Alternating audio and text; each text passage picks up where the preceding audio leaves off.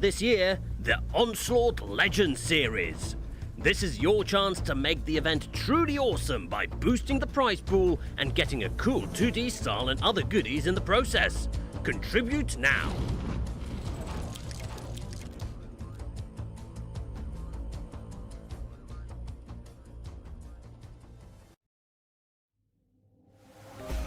A drama unfolding on Westfield. It's lucky probably reloading HQ.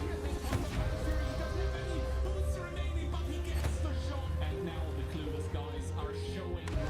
You can dispraise me and you can condemn me for everything that brings me spark in my life. I was ashamed of my morals and principles, tried to achieve my own goals, choose my path. We are not monsters, we are different, we live as we play. We are not monsters, we are the best in the game.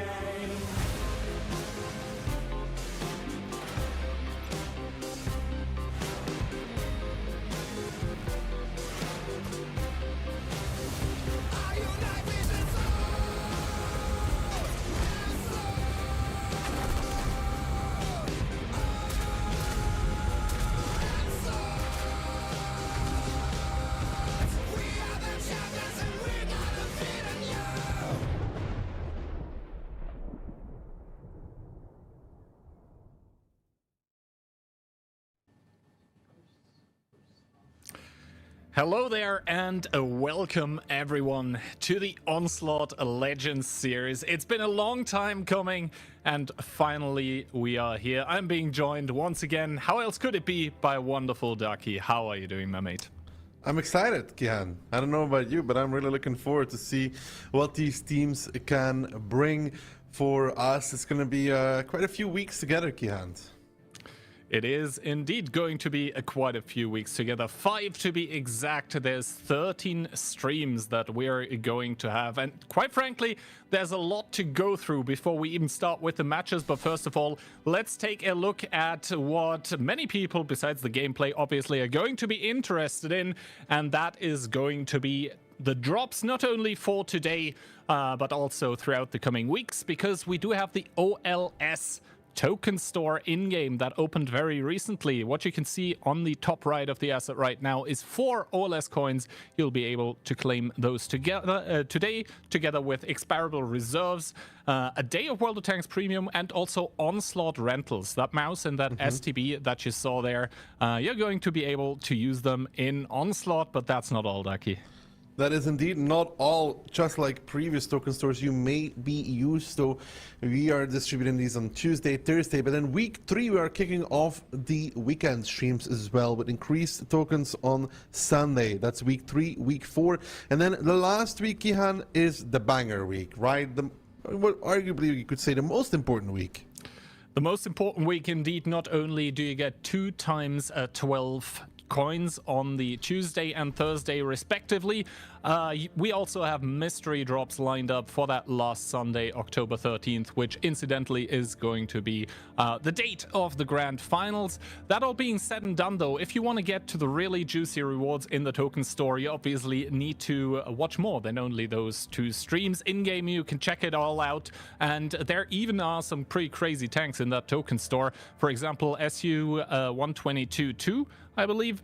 That is from last year's Holiday Ops tanks. I think it's the only double barrel tier 5 TD that we have. Or for example, the Panzerkampfwagen KW1, that's the German tier 5 premium.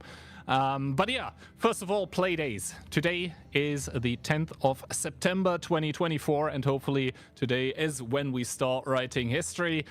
You can see all the 13 streaming days before you, where we are going to be streaming the OLS, but also on the Sundays we have some North American tie-ins, because in parallel there's an event running that is called the Onslaught Legends Finals. So our friends from North America are also gonna be hopefully seeing some juicy action. Yeah, some juicy action coming out from NA as well. That's going to be mixed in throughout those weekend tournaments. And the last stream is going to be a long one, Kihan, most likely. But here, for the teams, the most important part, the prize pool, which can still be updated until the finals. But we have crossed the 50k mark, Kihan, and beyond a little bit. To be honest, at the start, when we kind of came up with the idea of community funding, obviously Wargaming provided the first 20,000 that you see here, but everything else, so over 30,000, is actually coming from players, because the proceedings of the OLS bundles, all of it goes in towards the prize pool. When we were drafting the idea, people were calling me crazy for wanting 50k, and now at day one of the OLS, we are already above that number, so I'm incredibly happy to see that. And obviously, like, being third or fourth from the 8 teams that we are going to be observing is going to be nice, 12.5%, but obviously that first place, 50% of over 50,000, likely to increase euros. That's a lot of money. That is indeed a very healthy chunk of money. And Gihant, what would be even better is if, for example, Storm ended up winning it all, so they have some spending money when they go to the WCI finals, right? But not just that. For the OLF, we also have a $15,000 prize pool. One team will be taking 10k home, the second taking 5k gold. Again, not very bad at all, Kihan, I would say. Indeed, a lot more than kebab money on the line. And yeah, I think what is on the line here is more than what has been in quite some time in World of Tanks. But yeah, all of this about prize pool being said and done, I think it is time to hop in towards the nitty-gritty of it all and to get ready for the first match ever of the OLS, which is going to be Storm versus Conquest. Now, we do have little disclaimers here for the schedule, or for the timings, that is, because we have a rolling schedule. The action is going to be non-stop. As soon as one match is finished, we are going to launch the second one. Later today, we'll have Clueless versus Solyanka, Hit and Run versus Mafia, and Cashback versus W. And the format of it all for now in phase 1 is going to be a round robin. That means everyone plays everyone once in 4 now best of 5 formats, and that is something we will probably go into a little bit deeper later, Ducky, because best of 5, it's a pretty quick affair, and in my opinion it leaves a lot of room for upsets. Oh, upsets in best of 5s are definitely possible because of just the way, the nature of it. Before you know it, it's already over, kinda. But focusing up, Hit and Run, Gihand versus Solyanka. Yeah, it is going to be an interesting match to start off the day, because Hit and Run, last year's November 2023, remember, WCI champions that did not end up qualifying for this year's WCI are going to kick off OLS against Solyanka, a mix of mostly Ukrainian players, so it's going to be a small little Slavic derby, I would say, Poland against Ukraine to start things off. But that being said, I think Hit and Run especially have a lot to prove after the OLC number 3 and the OLS qualifiers, whereas Solyanka, for them, it's kind of like, you know, if we lose here, we were supposed to be the underdog, but if we win out here, that's going to be great. That being said and done, the community predictions still vastly favoring Hit and Run, probably mostly because of the namings of the teams. I mean, I think this is very fair. Hit and Run, however, Kian, like you said, they have a lot to prove. That is very true. That's a very accurate point as well. After, you know, the defending champions not even making it to the WCI finals. So this event, Kian, for them, it's all on the line here, right? It is indeed. And remember, we have a pretty big round robin coming up here as the format. So it's going to be 7 matches for each team. So losing one doesn't necessarily mean the end of the world. Actually, far from it. But, you know, starting it off good here on day 1 is going to be important. Because that sets like the tone, sets the mood, sets the expectations for the coming streaming days, for the coming matches as well. Now, the first map pick and ban. As we said, best of 5. That is a very, very small match. We are going to see here the first bans coming in. Hit and Run doesn't want to play El Haluf, and Solyanka doesn't want to play Ensk. Now, this means that we are going to see Pilsen as the first map. That actually has been reworked with 1.26, especially for Onslaught a little bit. We'll touch onto that later. Then Morovanka, which is super interesting because it is the new addition to the OLS map pool. Then 4 more bans, and that only leaves Airfield as the possible tiebreaker. Will we get there? That's a good question, Kihand. What do you expect from the teams on Moravanka? Because this is a new map to Onslaught. Of course, it has been played in random Onslaught, but random Onslaught and competitive Onslaught, even though they are starting from the baseline and a lot of similarities are in between, it can still differ quite a bit. I mean, the closest you can get in quote-unquote random queue is obviously playing 7 stack, and I encourage everyone to do that. But yes, obviously in when the teams like this are preparing for prize pools like this, they're going to prepare and rehearse strategies with each other that they are not going to show, for example, as a 7 stack, simply because there's so much more on the line here. So I expect us to see quite some interesting stuff that we haven't really seen before. I mean, obviously, Moravanka, we haven't seen it at all before on the streams. That being said, the team did have a little bit more time to prepare, simply because the prize pool was already announced. The map pool was already announced when the test server was live. So they already were able to start training on the test server with Muro there. One more question for you, Kihan, which is technically a question I will answer myself as well. What are you expecting meta-wise compared to what we saw in the Last Chance Qualifier in OLC 3? Because interesting for the viewers as well, for the people that don't actively play Onslaught, the light tank ability and the tank destroyer ability were both changed, one more dramatically than the other, right? So I talked to some players as well about this, and they say that the light tank has become less important simply because of the 3-second delay at the start of the game that you have to wait until you can place the plane. But obviously light tanks can still be a super valuable asset. Now the also super big change that you touched on was the change to the breakthrough TD ability. Basically it got changed. It was basically how it works now is more what I wanted to say is when you're active you have a reduction in damage taken. Which quite substantially differs to how it worked before with reload reduction. And I spoke to some players, quite of them are expecting a pretty TD heavy meta here in 1.26. Really? However, yeah, that is what they said. Maybe they were trolling me. There's obviously always that possibility. However, when you actually take a look like outside the box, currently also in China, the WSCL is ongoing. And there, I didn't really see too many TDs being played. So it is up to anyone's guess. But yeah, you said you were going to answer it as well. What's your opinion? Well, the light tank, I think, is still very vital and crucial on some maps. So you can still insta-plane and catch majority, if not all, of the people, depending where they go. And also, you got to remember, Kihan, you don't necessarily need to use the plane to get info with it. Destruction of stuff is also info that you can check from the plane. But more about that later.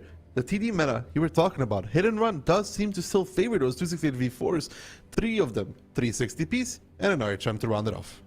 And for Solyanka here, for game number 1 of the OLS, we do have a 60TP, double mouse, double batcher 25T that also received a huge buff with 1.26. I saw some YouTube thumbnail. The king is back finally after 10 years. We see the batcher coming back together with a 268 V4 and a Rheinmetall Panzerwagen as well. So both teams here on Pilsen taking the light tank. Yeah, the light tank's still being picked because you can still use the plane in the beginning to get a lot of info with and check potentially what side teams are going.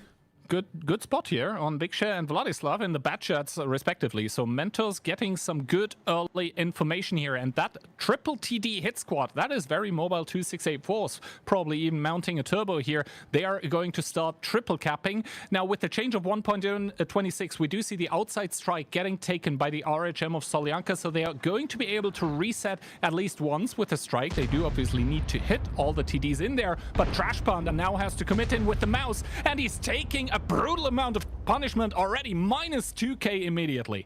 Minus 2k immediately on Trash Panda, and that mouse who's trying to block Piotr from anything. But look at hit and run. They are not stopping in game number 1. The Brest also surrounded by Ketsai. by Panzer Fury, who have pushed through the city because Mentos, with that initial spot, figured out the bad shots. We're going to the field. Piotr picks up Trash Panda, killed number 1, and now depressed. This is a depressing story for him, as there's a lot of hit and run tanks surrounding him, and there's not a lot of retaliations from Solyanka right now whatsoever, not even dropping anybody to low HP.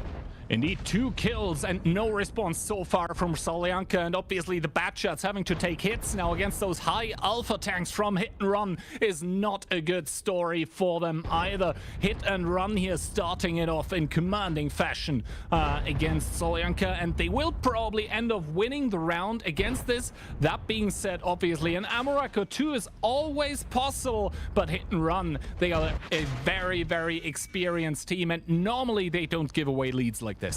I mean, it would be a surprise if they were to give away a lead like this, up in guns, up in HP, up in everything.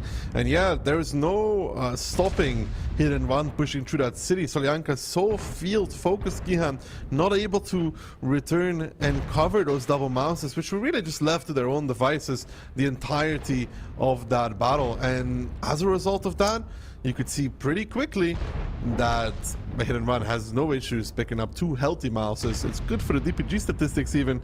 And round number 1 for Hit and Run, coming in strong for them. And that's exactly what they need. Yeah, indeed. Shelby Walk here does get the consolation prize of a single kill here, so it's not going to be a clean sweep of 7-0. But yeah, he does end up falling in return, and that means that Hit and Run started off with an absolute cracker here. 22268 into the cap to quickly force the reaction, and from there on out, Solyanka was just, yeah, the reactions were not the correct ones, and Hit and Run, well, they just acted exactly according to their team name. Good for them, and not to disrespect Solyanka, but this Hit and Run has to prove that they are still the team that we expect them to be by really dominating a team like Solyanka that has just way less experience than them. And also, it's good for them to start bonding, let's put it that way, or meshing in Chucky, which is a bit of a trade with Storm, right, Giant? Yeah, some of the players have switched in between some of the teams, obviously limited by the rule set of the OLS as an event.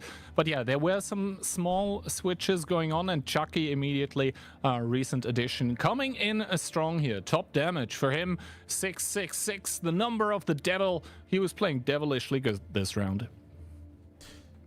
Yeah, overall, really strong stuff, and they did still take the 268 V4s, and we were talking about this change, right, of the, I think it's called Juggernaut ability now, right, or something along those lines. I think so, yes. Juggernaut. I find it surprising that there were 3 of them, because one of the things that this skill does, right, you know, it's less damage received. I think it's plus 10 kilometers per hour to the speed. But one of the things it does is it makes that every single shot tracks you. Mm-hmm. Yeah, so even if the enemy team had, let's say, a Tessak, for example, even that would track you. Well, yeah. That would be funny. Imagine, you know, Hit and Run's gonna play 5 TDs, you pick a Tessak, with one clip he double tracks the whole team twice, you're just instantly lost. One Tessak, 6 bad shots. It's over. That brings up memories of a familiar meme, but this one wouldn't go as in the respective video. Anyway, before we get too deep into the realms of speculation here, first of all, what we know for sure is that Hit and Run is the first team in the OLS to win a round, and they do so in absolutely commanding, convincing fashion. They did what they are best at, and what is one of those trademarks of those Polish teams, just, you know, relentless aggression, putting the opponent into a spot where they don't want to be, where they have to, like, react rather quickly because they are running out of time. Not just quickly. Creating chaos and then just striking. Not just quickly, also the right rotation, because the wrong rotation is, again, going to make sure that you don't survive for too long. And you also have to take into account one thing here. Bad shot meta, Kihan, I don't believe in it. I don't think it will be happening. I've talked about it during my random Onslaught streams as well, and I think that you could say Hit and Run's lineup is pretty heavy, right? Triple 60, triple V4, and an IHM. I think those kind of lineups dominate lineups that have bad shots in them. Yes, Yeah. really fun to play now in Onslaught. Really, really, really fun to play. Amazing gun handling with the buffs that came through in the patch, and really nice reload skill, right? But it struggles still very much because, you know, lower HP versus these heavier lineups. And I think that's why we won't be seeing too many of them. Yeah, indeed, I tend to agree with you. In random Onslaught, it can work absolutely beautifully, especially in like single duo queue.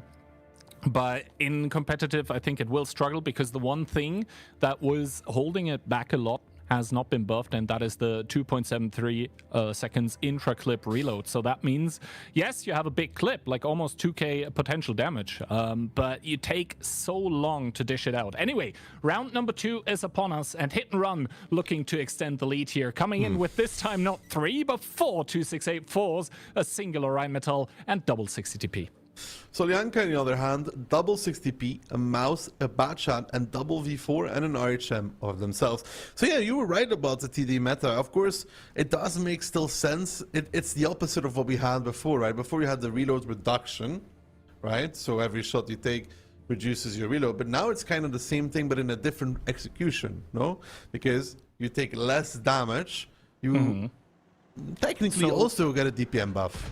Basically, instead of increasing your own DPM, you're reducing the opponent's DPM. Exactly. Two sides of the same coin, so to speak. But yeah, first of all, Hit and Run, I mean, kind of deviating, but kind of doing the same thing. Once again, Monster T-Sec Pants Fury, the 268v4 hit squad starting to drive in towards the cap. The shot by Kitsunk does connect, but does not deal damage. And this now means that once again, we do have the triple cap situation. The Rheinmetall of Shelby Walk once again taking the artillery strike on the field. And good shot coming out from the team captain himself, Monster, dealing the first damage onto, of the game in towards Kitsunk. This time around, though, very limited amount of tanks on the field for the side of Solyanka, but Xank there needs to be careful. Piotr actually non-penning from the side, and that's the trigger. They know that the strike has been taken by the player on the field, the RHM, and now Xank in a little bit of trouble there in that 216v4 went forward, but he is running away as quickly as he can. Takes 1.1 on the run though, and you're still gonna see this man fall. And now Solyanka, yet again, as in round number 1, needs to make a reaction. Xank will try to battle it out against these players, and he does get a full damaging shot against Monster, which is really good, but the press on the other side is not doing much better. It's bounce shot from Dreamer. Now Shelby trying to come in as well, and similar story as round number 1. They lose a tank relatively for free, and now they're chasing down on HP, down in guns, and have to make something happen. They have to make something happen, and Vikshare is going to want to be the playmaker, but he takes a huge chunk of damage on the approach. Even meanwhile, T-Sec and Pants Fury trying to shoot down Trash Panda, but that is a lot of HP. That's a very healthy mouse, 4k plus if he is full. And Pants Fury here shooting one in towards Batchet, I believe. It is complete mayhem as Solyanka also pick up a kill, but they're already trailing in that HP department once again. Trailing in the HP department, but Trash Panda this time around having a lot more to say about how this round is going to go. Gets the shots out, but yet again, though, still 3,000 down, one gun difference as well, and there needs to be somehow, they need to be able to pick up some kills here for the side of Solyanka, but it doesn't look to be. Nobody on the hit and run side currently in a position where they're really close to dying, and Vladislav is just the next in the train that hit and run is running on Solyanka. The HP getting close though, within 2,000. If the bad shot and the RHM can get some crossfire shots, who knows what's possible. Monster down towards the one shot. Vladislav does one more to Panther Fury, who's now dropped towards a one shot as well, 61 HP. A strike available in the field, a good kill from Vikshare. That's number 1. They bring it within playable area. The press looking for Chucky. Can he find the roll? No, 40 HP left on Chucky, but a lot of one shots now though on the hit and run side at non-connection from T-Sec on the side of that 60 TP. T-Sec falling in return and Shelby picking up Chucky, and just like that, hit and run have thrown it to the winds. And Solyanka show that they're not here just to play, but potentially to win some games as well. Indeed, Solyanka, a spicy round coming out from the mess. Depressed now starting to face off against Monster, probably intuitioning to HE. Good shot, reducing hit and run to a mere 2 tanks here. Depressed obviously now on the reload, and this is where Monster smells his opportunity, but the 268v4 only has 650 alpha, so a gigantic high roll would need to come out. Instead, Dreamer is going to be the one to pick up Piotr, leaving only the Rheinmetall here alive for hit and run. Yeah, this is again more the hit and run we saw in OLC 3 and the last chance qualifier, Kihan. A team that should dominate somehow make mistakes, crucial mistakes that get them out of the game. And there was a bunch of non-connections there, Ki. I think throughout this game, like T-Sec bouncing and then dying after, the push around the D5, not that great either. Or hit and run trying to do a little bit too much, you could say.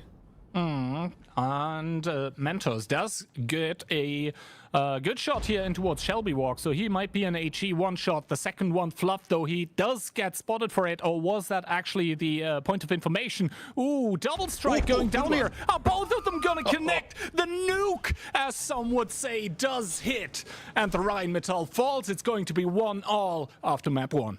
Yeah, perfect. Perfect strike placement there at the end, and a good round for Solyanka, clawing back into the round where you again were worrying a little bit, you know, because 1v4 dice for free, 6v7 down on HP, but then hit and run showing again signs of weakness, signs that they haven't really ironed out all the problems that have plagued them throughout the last 2 tournaments, and falling in a round where, I'm sorry to say, they should have taken it home.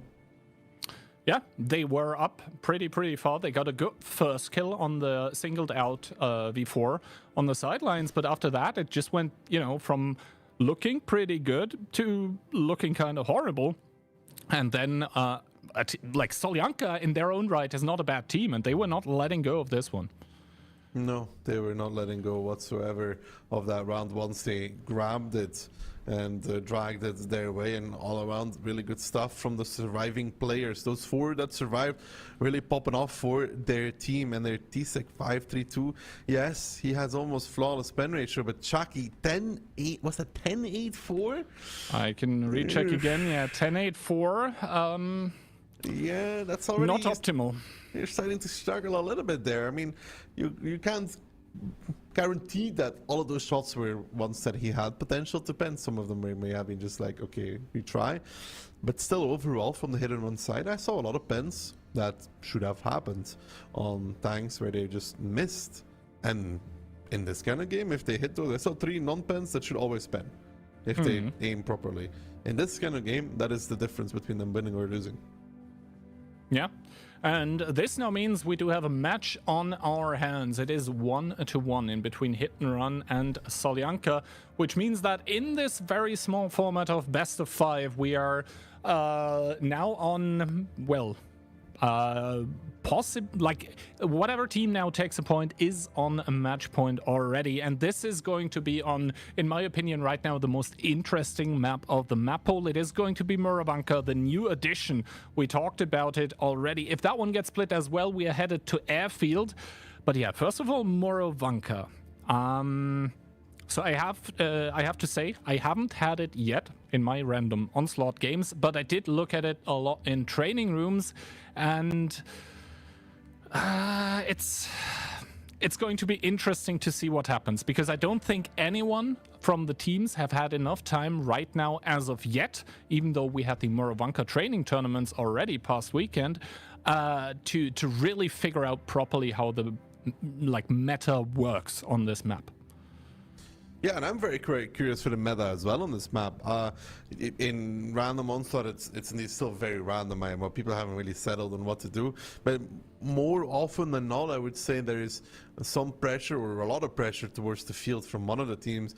But you can also still play over the 1-2 line cap if you want that. With those dunes there, hills there, you're not necessarily forced to go towards the field. However, if you don't go, you're giving up double strike to key hands. Yeah, and 2 strikes. That's another thing we haven't mentioned yet. With 1.26, the strike did get buffed a little bit, from 350 up towards 400 damage. That doesn't sound like a lot, but it can add up. And mind you, if it hadn't been buffed, then, for example, in the last round, the RHM would have been alive even after the double strike. He probably wouldn't have won, but he would have been alive. And those differences can add up. Now, Hit and Run, once again, looking for the lead. Triple BZ75, triple Batchat, and the T100 LT. That's a wild lineup. They are really wild. Solyanka, on the other hand, a little bit more normal, even though it's not that normal at all either. 160p, triple E5. A BAT, a V4, and an RHM. The triple E5 making its comeback. 2014, back again. Indeed, 2014 calling it once. It's meta back, and here we go. Triple Batchat against triple V5. Holy moly.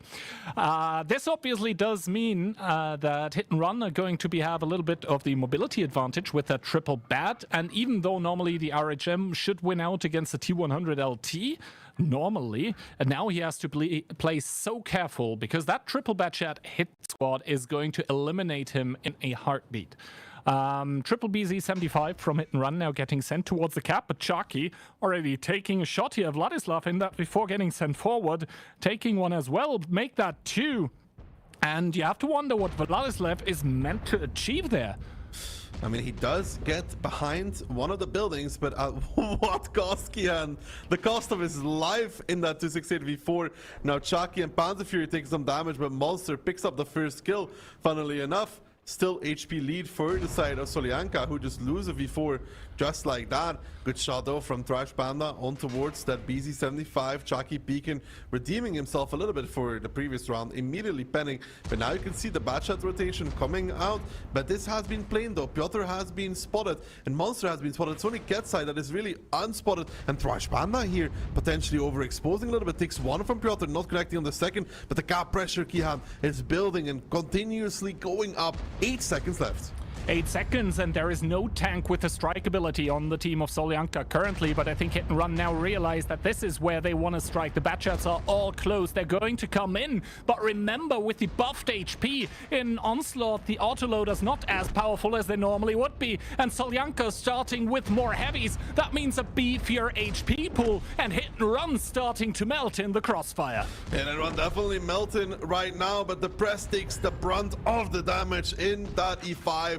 But does make it, so 2 of those Batchats are reloading. Keep in mind, autoloader skill, quick reload if they have level 3 ability. It's only about 13 seconds left at that point, but Fixture comes off reload before Piotr. He timed that well. He knows that he has Piotr down to the grave in a second or 2. Piotr down towards the one shot in the grave. He goes as Shelby picks it up.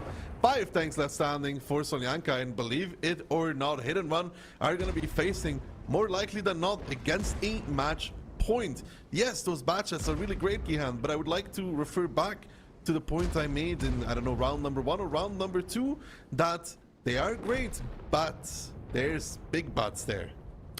Indeed, they are great, but not so much in certainly 7 competitive Onslaught, and this is clearly showing here. Now, Hit and Run, there is still a possibility, but Mentos, they're taking a shot against Vikshare, is diminishing that somewhat. That being said, Vikshare now a possible one-shot for the Batchats on the enemy team, albeit they need to high roll, but yeah, I mean, we are on Moravanka and we are playing double medium plus light against light, medium, and double heavy. So I don't want to, like, 100,000% count it out, as Ketsai gets a good shot in towards Dreamer here. But it would be a hell of a comeback as Monster starts to take the strike here, though. That means they do have that one in the back pocket from now on. Yeah, and Dreamer is a one-shot. Let's not write them out fully just yet. Shelby realizes, okay, don't really want to drive into the T100 and the Batchat. I'm going to be backing off. Dreamer is probably going to be dead at some point. Either Mentos is going to take an info point, or... Oh, look at that setup, though, by Mentos. No spotting equipment whatsoever. It is hardening turbo and vents. So he doesn't have CBS, he doesn't have optics, he doesn't have LNE. That is going to be detrimental. And Monster here getting picked up. He was on one shot. That is going to be detrimental, as well as Vikshare and Ketsai with an interesting timing here, catching each other. But now Trash Panda knows that this Batchat is on one shot. Good shot by Ketsai. A strike connecting in. Not sure that one was necessary. Trash Panda fluffing the shot. Vikshare waiting on the corner for Ketsai to peek. And now Shelby Walk is going to come from the top here. Very experienced Rheinmetall player in his own light. Yeah, now only Mentos remaining.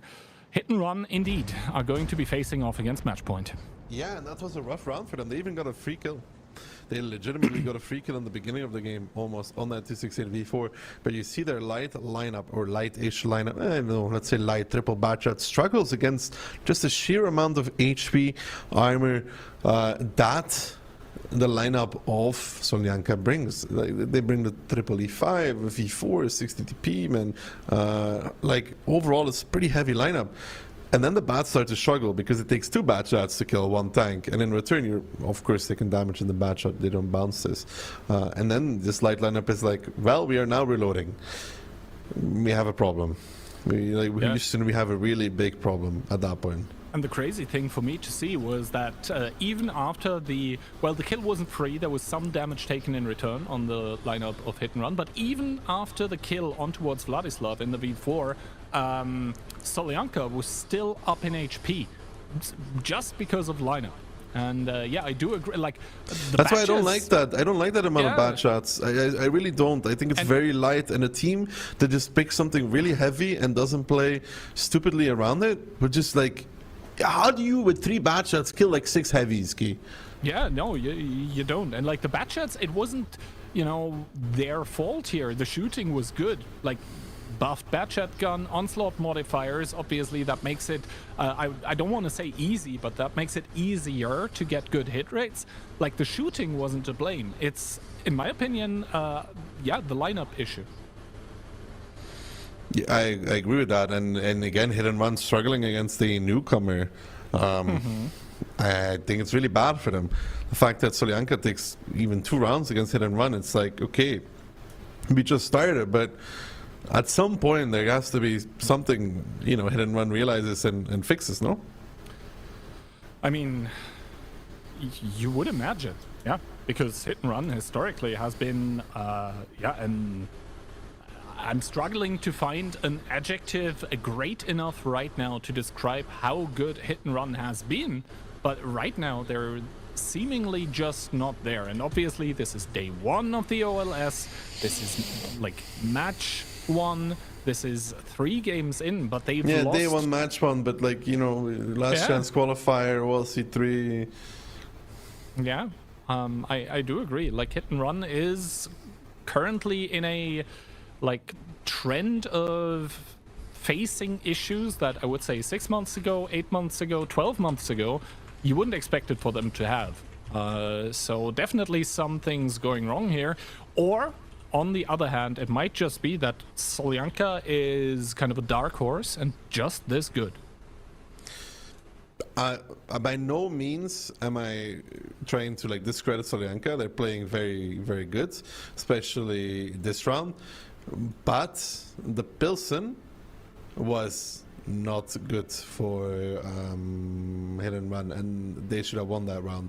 That's what I'm saying. And it's more, I think it's a lineup failure. I mean, we're just casters, again. We could say whatever we want to, but I've talked with other people about this, and we all kind of agreed, even with the random onslaught, that once teams start picking 6 heavies or 5 heavies against these light compositions with bad shots, which are not even CSs with single fire, that you will start seeing just some stomps coming out because of it. All right, this now means that Solyanka is going to be on match point here on Morovanka against Hit and Run. So the coming round is going to decide whether the match is going to overtime or whether Solyanka are going to net themselves a pretty surprising win, number 1 here in the OLS. And Hit and Run, all right, that is a 60 TP, a 277, once again the triple Batchat, an M48 pattern. Yes, it did get buffed in 1.26, but not too much, and an EBR, once again, absolutely wild. EP are actually very strong, and Mentos has been very annoying in Onslaught with that. Solyanka, on the other hand, 60p, double 277, double E5, and EBR of their own, and an RHM.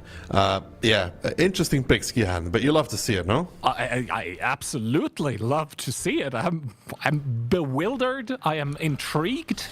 There's something like that. Most of all, where's Ketsang, that M48 pattern, gonna play? But yeah, Mentos and Vladislav in the EBRs respectively are going to exchange spots, but no damage taken as of now. Dreamer is going to get spotted in the 277. Same for Trash Panda here. So hit and run from the start. They have an okay idea as to what Solyanka is doing. However, one Batchat and the EBR taking a shot respectively. And keep in mind, hit and run, no RHM or other tracked light tank. That means no plane at the start of the battle. Yeah, and Solyanka does have Shelby who's giving info. And look at the rotation from Solyanka. They are now taking everything. But look at hit and run in return, Kihan. These two are reading each other like a book, but so far I would say Solyanka is doing the better rotation because they have more heavies coming out of this. Indeed, now Chucky here in the 60TP taking another shot from Dreamer, but I think hit and run for them. It is now hit or lose here. Coming in with Monster in the Batchat that does get spotted. Shelby Walk in the Rheinmetall also taking a huge chunk of damage down towards a 2-shot. Gets shot down. First blood, hit and run. First blood, hit and run indeed, and Shelby stayed spotted there for a very long time, especially in Onslaught with the decreased spotting time. I think that was down to Mentos and the ability there of that light tank keeping it alive. But now you can see Monster struggling himself though. Chucky is down already. And picking off Shelby was a good thing for hit and run, but they already took so much damage from the other tanks before. But can now the bad shots actually make the difference? Piotr Tisek pushing in. Now they find an isolated E5. Yes, Xank is right next to him, but they're able to clip him from all sides with the Inspire as well. Coming in, Xank now running, but Dreamer with the Ram even coming in to shut down one of those bad shots of Tisek, and Panzer Fury came in with the push as well. But his Fury is about to turn into a very mild gust of wind after all. And now though Solyanka coming back in, the EBRs are doing some EBR things on the offside, but now Solyanka is doing the reverse. They're able to find tank after tank while these bad shots were reloading, and Piotr has 3 left, but he cannot just kill a tank. 4v3 though, 4 hit and run, but down on HP. Indeed, down on HP, and Piotr is now reloading once again. The EBR being pulled to the fight here for Mentos. That's never a good sign, obviously. Monster once again reloaded in the Batchat, starting to clip out against Vikshare. That is still a very healthy 60 TP, actually, as Piotr coming off a reload. Dreamer is a 3-shot. Vladislav a 2-shot, but Piotr is a 1-shot, and down he goes as Mentos able to pick up Vladislav. And as the dust settles, we are left with a 2v2. Yes, big HP advantage for Solyanka, but it is double heavy against... Never mind, make that a singular EBR as Monster falls. Unbelievable. I mean, Mentos has an impossible task ahead of him. He has to focus out the 277 and then keep resetting the 60 TP and do damage to even have a chance at winning. Unbelievable. Day 1, round number 1. We are looking at most likely an upset. One of the most experienced teams in this league is currently looking like they will lose their first match. A very false start for them. Indeed. I mean, Vikshare taking a shot of damage now, but he's not going to be too worried. Mentos needs to do a lot more if he wants to win this round, and this obviously means that Vikshare is now going to take the artillery point. After that, Dreamer is going to take the spotting point, and from that on out they can just snowball, right? It is 3 artillery strikes that currently need to connect on towards Mentos for him to die, as Vikshare, making his way to the south of the forest, is going to spot out Mentos. Or was that the spotting tower? I think that was it. And Mentos now has to retreat in towards the corner of the map. But this in turn means that Vikshare can move up. Does Vikshare not have a medkit, or has his driver... He does not. He has fuel. Yeah, that explains why he's so slow. Ish. Mentos, I guess, does make it through here, but if we take a look at the rulebook, this means that the amount of kills that if... Oh yeah, I forgot about that. Mentos has to kill somebody, like he doesn't have a choice. Oh no, that makes it so much worse. the thing is, as soon as he kills somebody, I think his team is winning because then the kills are equal. But then I think Hit and Run dealt more damage because they started with a lighter lineup, meaning Solyanka had more heavies, so more meat on their team. But Solyanka had 2 light tanks, though.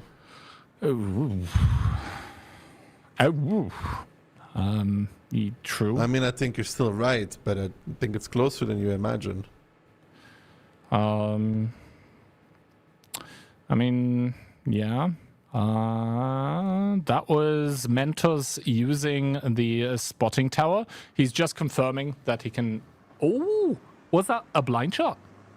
I think that was some kind of blind shot on towards Mentos, no? He just lost some HP. Maybe he jumped and took some damage from falling? Or that? Not entirely sure, but yeah, the artillery strike does come in and it does connect. Means Mentos down towards 542. And this means that currently Solyanka have no points of interest to work with. They have no spotting point. They have no artillery strike, and Dreamer now starting to come in. He does spot out Mentos. Obviously, the Sixth Sense does go off, but Mentos does get what he came to do, and that is obviously the artillery strike. He immediately uses it on towards Dreamer. That's an HE one-shot for an EBR, and he makes it away behind the bushes. Dreamer now has to stay safe. Yeah, Dreamer has to stay safe now, but Fixture collecting a strike. Mentos may even go for this. An HE pen would make Dreamer a one-shot. Mentos is instead just going to be creeping to a bush and seeing if he could find an angle on Dreamer, who seems to relocate. If he tries to run away, Mentos will get a shot, potentially not get spotted. 3 minutes 30. Let's not hit and run out fully. Mentos is a crazy, crazy skilled player, and he can bring these kind of things home. Remember also, this is Onslaught, only 25 meters of proxy spotting, But, so he can come pretty close. But there's this one skill though, Kiant. Don't forget about it. Oh, yeah. Basically 50 meters, and they will probably know that someone's close, but good snapshot by Dreamer to finish off the EBR. Obviously, the arty strike after would have secured it as well, and Solyanka in turn secure the surprising victory. 3-1, and Hit and Run once again hit and stunned by the opponent here. Spicy victory.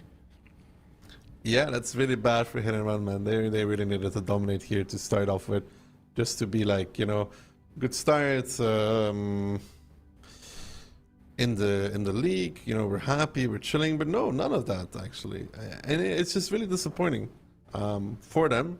But on the other side, Solyanka coming in, taking down Hit and Run, you know, kind of being like, yo guys, look, I understand we came here, you know, as one of the weaker-ish teams, but if you play not your A game against us, we're just going to take away your points. Yeah, supposedly one of the weaker-ish teams, but... That's good though, huh? I mean, they're going to be very, very happy with this victory, and I mean, that's the thing, right? The OLS is basically... yeah, it is in 3 different stages, and in this first one here, it's all best of 5, and you get some points for winning a match. But, you know, if you're supposedly one of the stronger teams, then you don't want to show all tactics, because in the later stage, you're going to get more points per match, which means those matches are more important. But do you really like keep stuff? If you have something super good, you keep it hidden, but... You know, Kihant, you don't make it to the later stages if you don't win in the beginning. Yeah. And this is where I think a lot of the, especially better teams, need to realize, with small best-offs like this, saving strategies for the later part just because you think you're going to make it anyway might not be the best idea.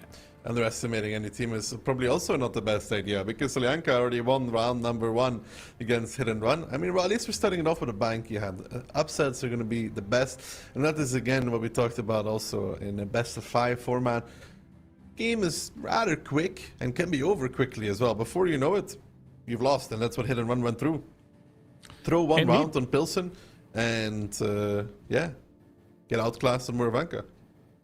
Now, I think let's quickly take a look at the upcoming schedule, because this was match number 1 of the day, but there are still 3 more to follow.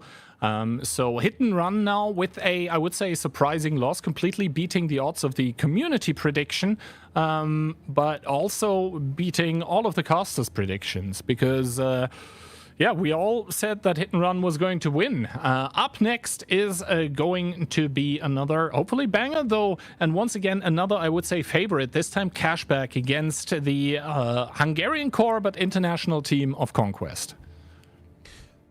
And that is going to be again one of those matches like the one we just had, where you really think that, well, Cashback should have it, right?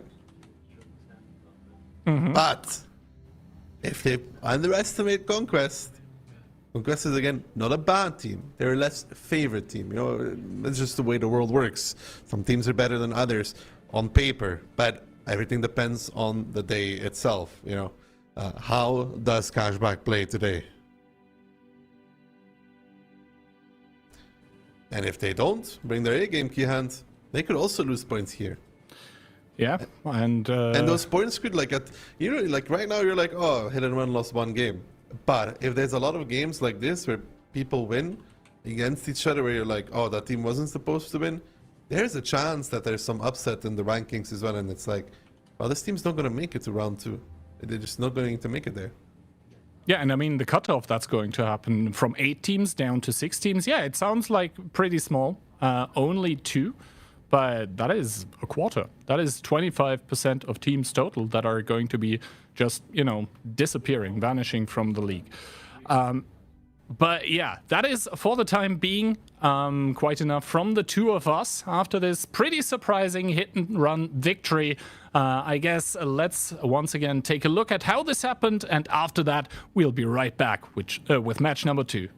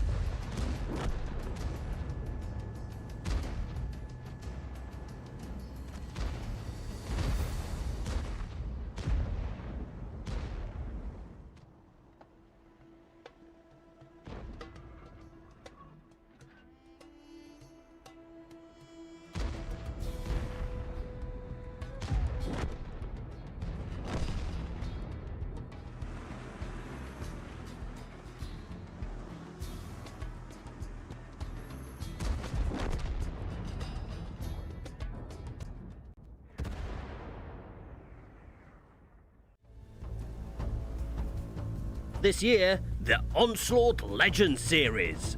This is your chance to make the event truly awesome by boosting the prize pool and getting a cool 2D style and other goodies in the process. Contribute now.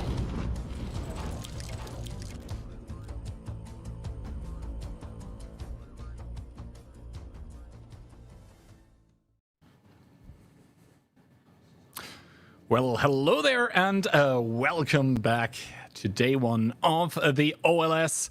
And yeah, what a surprising match we just had. Hit and Run losing 1-3 against the spicy soup of Solyanka.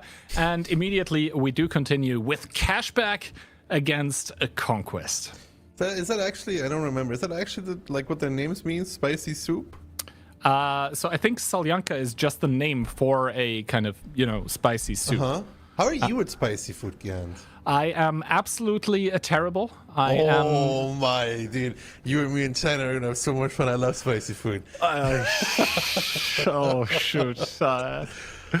But yeah, basically last time I was in China, I had someone else taste the food basically for me, not because I was afraid of it being poisoned. Yeah, listen, I already told you guys that Gihan is the richest man in Czech Republic. He has food testers for him to check if the food is of the utmost quality before he decides to eat it. That's how far it's come. They're probably also checking for poison, but it's more for the quality. It's unbelievable. He always has two people with him wherever he goes, like holding his bags and stuff. No, those are my bodyguards. But yeah, on to this match though. Cashback versus, nice new logo by the way, versus Conquest. Can Conquest do something here? Big question. That is the biggest question, right? And before this match that we just saw, I would have been inclined to say no, simply because, well, Hit and Run was so vastly favored, but now they lost. And Cashback are also very much favored here against Conquest, a team that the last time we saw it had a pretty much different roster. And the last time we saw it was during OLC #1. That's, I believe, half a year ago. And now they made it into the OLS. Community predictions, I think brutal is an understatement. 93% here for Cashback. Still fair though, at the same time. Yeah, but it's such a small best of, man. Best of 5. Anything can happen. I mean, sure, of course anything can happen, and we would like for anything to happen. Believe it or not, it's good when the lower teams, to call it that way, come in and show everybody that, like, okay, you predict against us, but we don't care. We're here to game, we're here to play. And arguably, Kihan, a team like Conquest, I would say, plays without pressure. To be blunt, to put it that way, is nobody really expects them to get to the second stage, right? Yeah, maybe themselves. I saw in the basically predictions today that the majority of players voting for Conquest were in Conquest, so they are pretty confident for themselves here. Maybe they've got something cooked up. We'll have to see. Pick and bans, first of all. We are going to start off on Cliff. We are going to start off with banning Cliff, the Cashback that is. Ensk, once again, a first ban by a team, this time Conquest. So we're going to start off on a Ghost Town, headed in towards El Khalouf. And then if we get there, once again today, we're going to see Murabanka as a tiebreaker. Good set of maps. I liked it. I like it. We're starting it off with something fresh, something we haven't seen yet today. Something where the meta is going to be an interesting one as well. Do the Lightning players on Ghost Town insta-plane Kihan, or do they keep themselves hidden like a spy in the back pocket? What are they going to go for? EBR more viable now as well, because the light, it's really hard to hit an EBR. Really, really hard. I mean, if you drive in a straight line from the spawn, it's not that hard. If you wiggle a little bit, then sure. Yeah, it's, I think, a lot of mind games at the moment going on between the light tank players here, especially at the start of the battle. Now, caster predictions, both you and me are going with the quick 3-0 clinical for Cashback. and Moth says it is a 3-1. Moth going to join us on later broadcasts, obviously. But yeah, all of us going with a rather convincing Cashback victory. That's obviously down as well towards the performances that Cashback have had in the previous Onslaught tournaments here.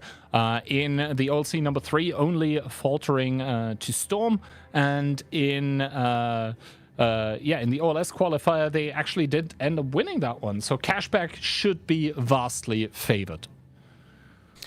Should be. So was Hit and Run. Only the games will actually decide, and Conquest is in the kitchen right now because I'm smelling something cooking. My nose kind of stuffed. I just don't know if it's cooking something good or something bad yet. CS63, double Bliskovica, triple T68V4, and an EBR. And for Cashback, it's more of a conservative lineup, but skipping the light tank altogether. A singular T57, double 705, double 277, and the double 60 TP. So an extremely heavy lineup versus TD galore. TD galore, but how is this TD galore going to work on Westfield? Westfield, what am I even saying? On Ghost Town. That is a phenomenal question, and the good thing is we are going to find out right now here. Obviously, that EBR is going to give the team of Conquest priority on the field here, as Little does end up taking a shot by, I believe, one of the 268-4s. He does immediately retaliate, and the double 705A do start making their way on towards the cap. The pressure is on towards Conquest. The pressure is on, and they're trying to pick off Little. Radim popping his ability is going straight for this 277, peeking around the corner, minus 1.1. Reduced damage is all really cool, but you can still take a truckload if you make a peak like that. Indeed. That was a big chunk of damage taken. And now Cap down towards 17 seconds. Lemisandra's not able to get a shot in towards Barbarian. Other members of the team able to do so, however, as a strike resets. So a bit of breathing time here, but Conquest down 5k. Conquest down 5k. Lali now peeking to try and get a reset as well, or the shot against the Barbarian. He does find Little now getting focused out though, so there is potential here for the side of Conquest to get into this one. And Danashka getting a reset as well, and Cashback does have a full HP 277 at A8 Kihan, so you can subtract that HP from their HP pool because they're not going to be using it right now. I said now peeking himself for 1.7. Yeah, they're focusing on Danashka, but a lot of damage taken in return for this.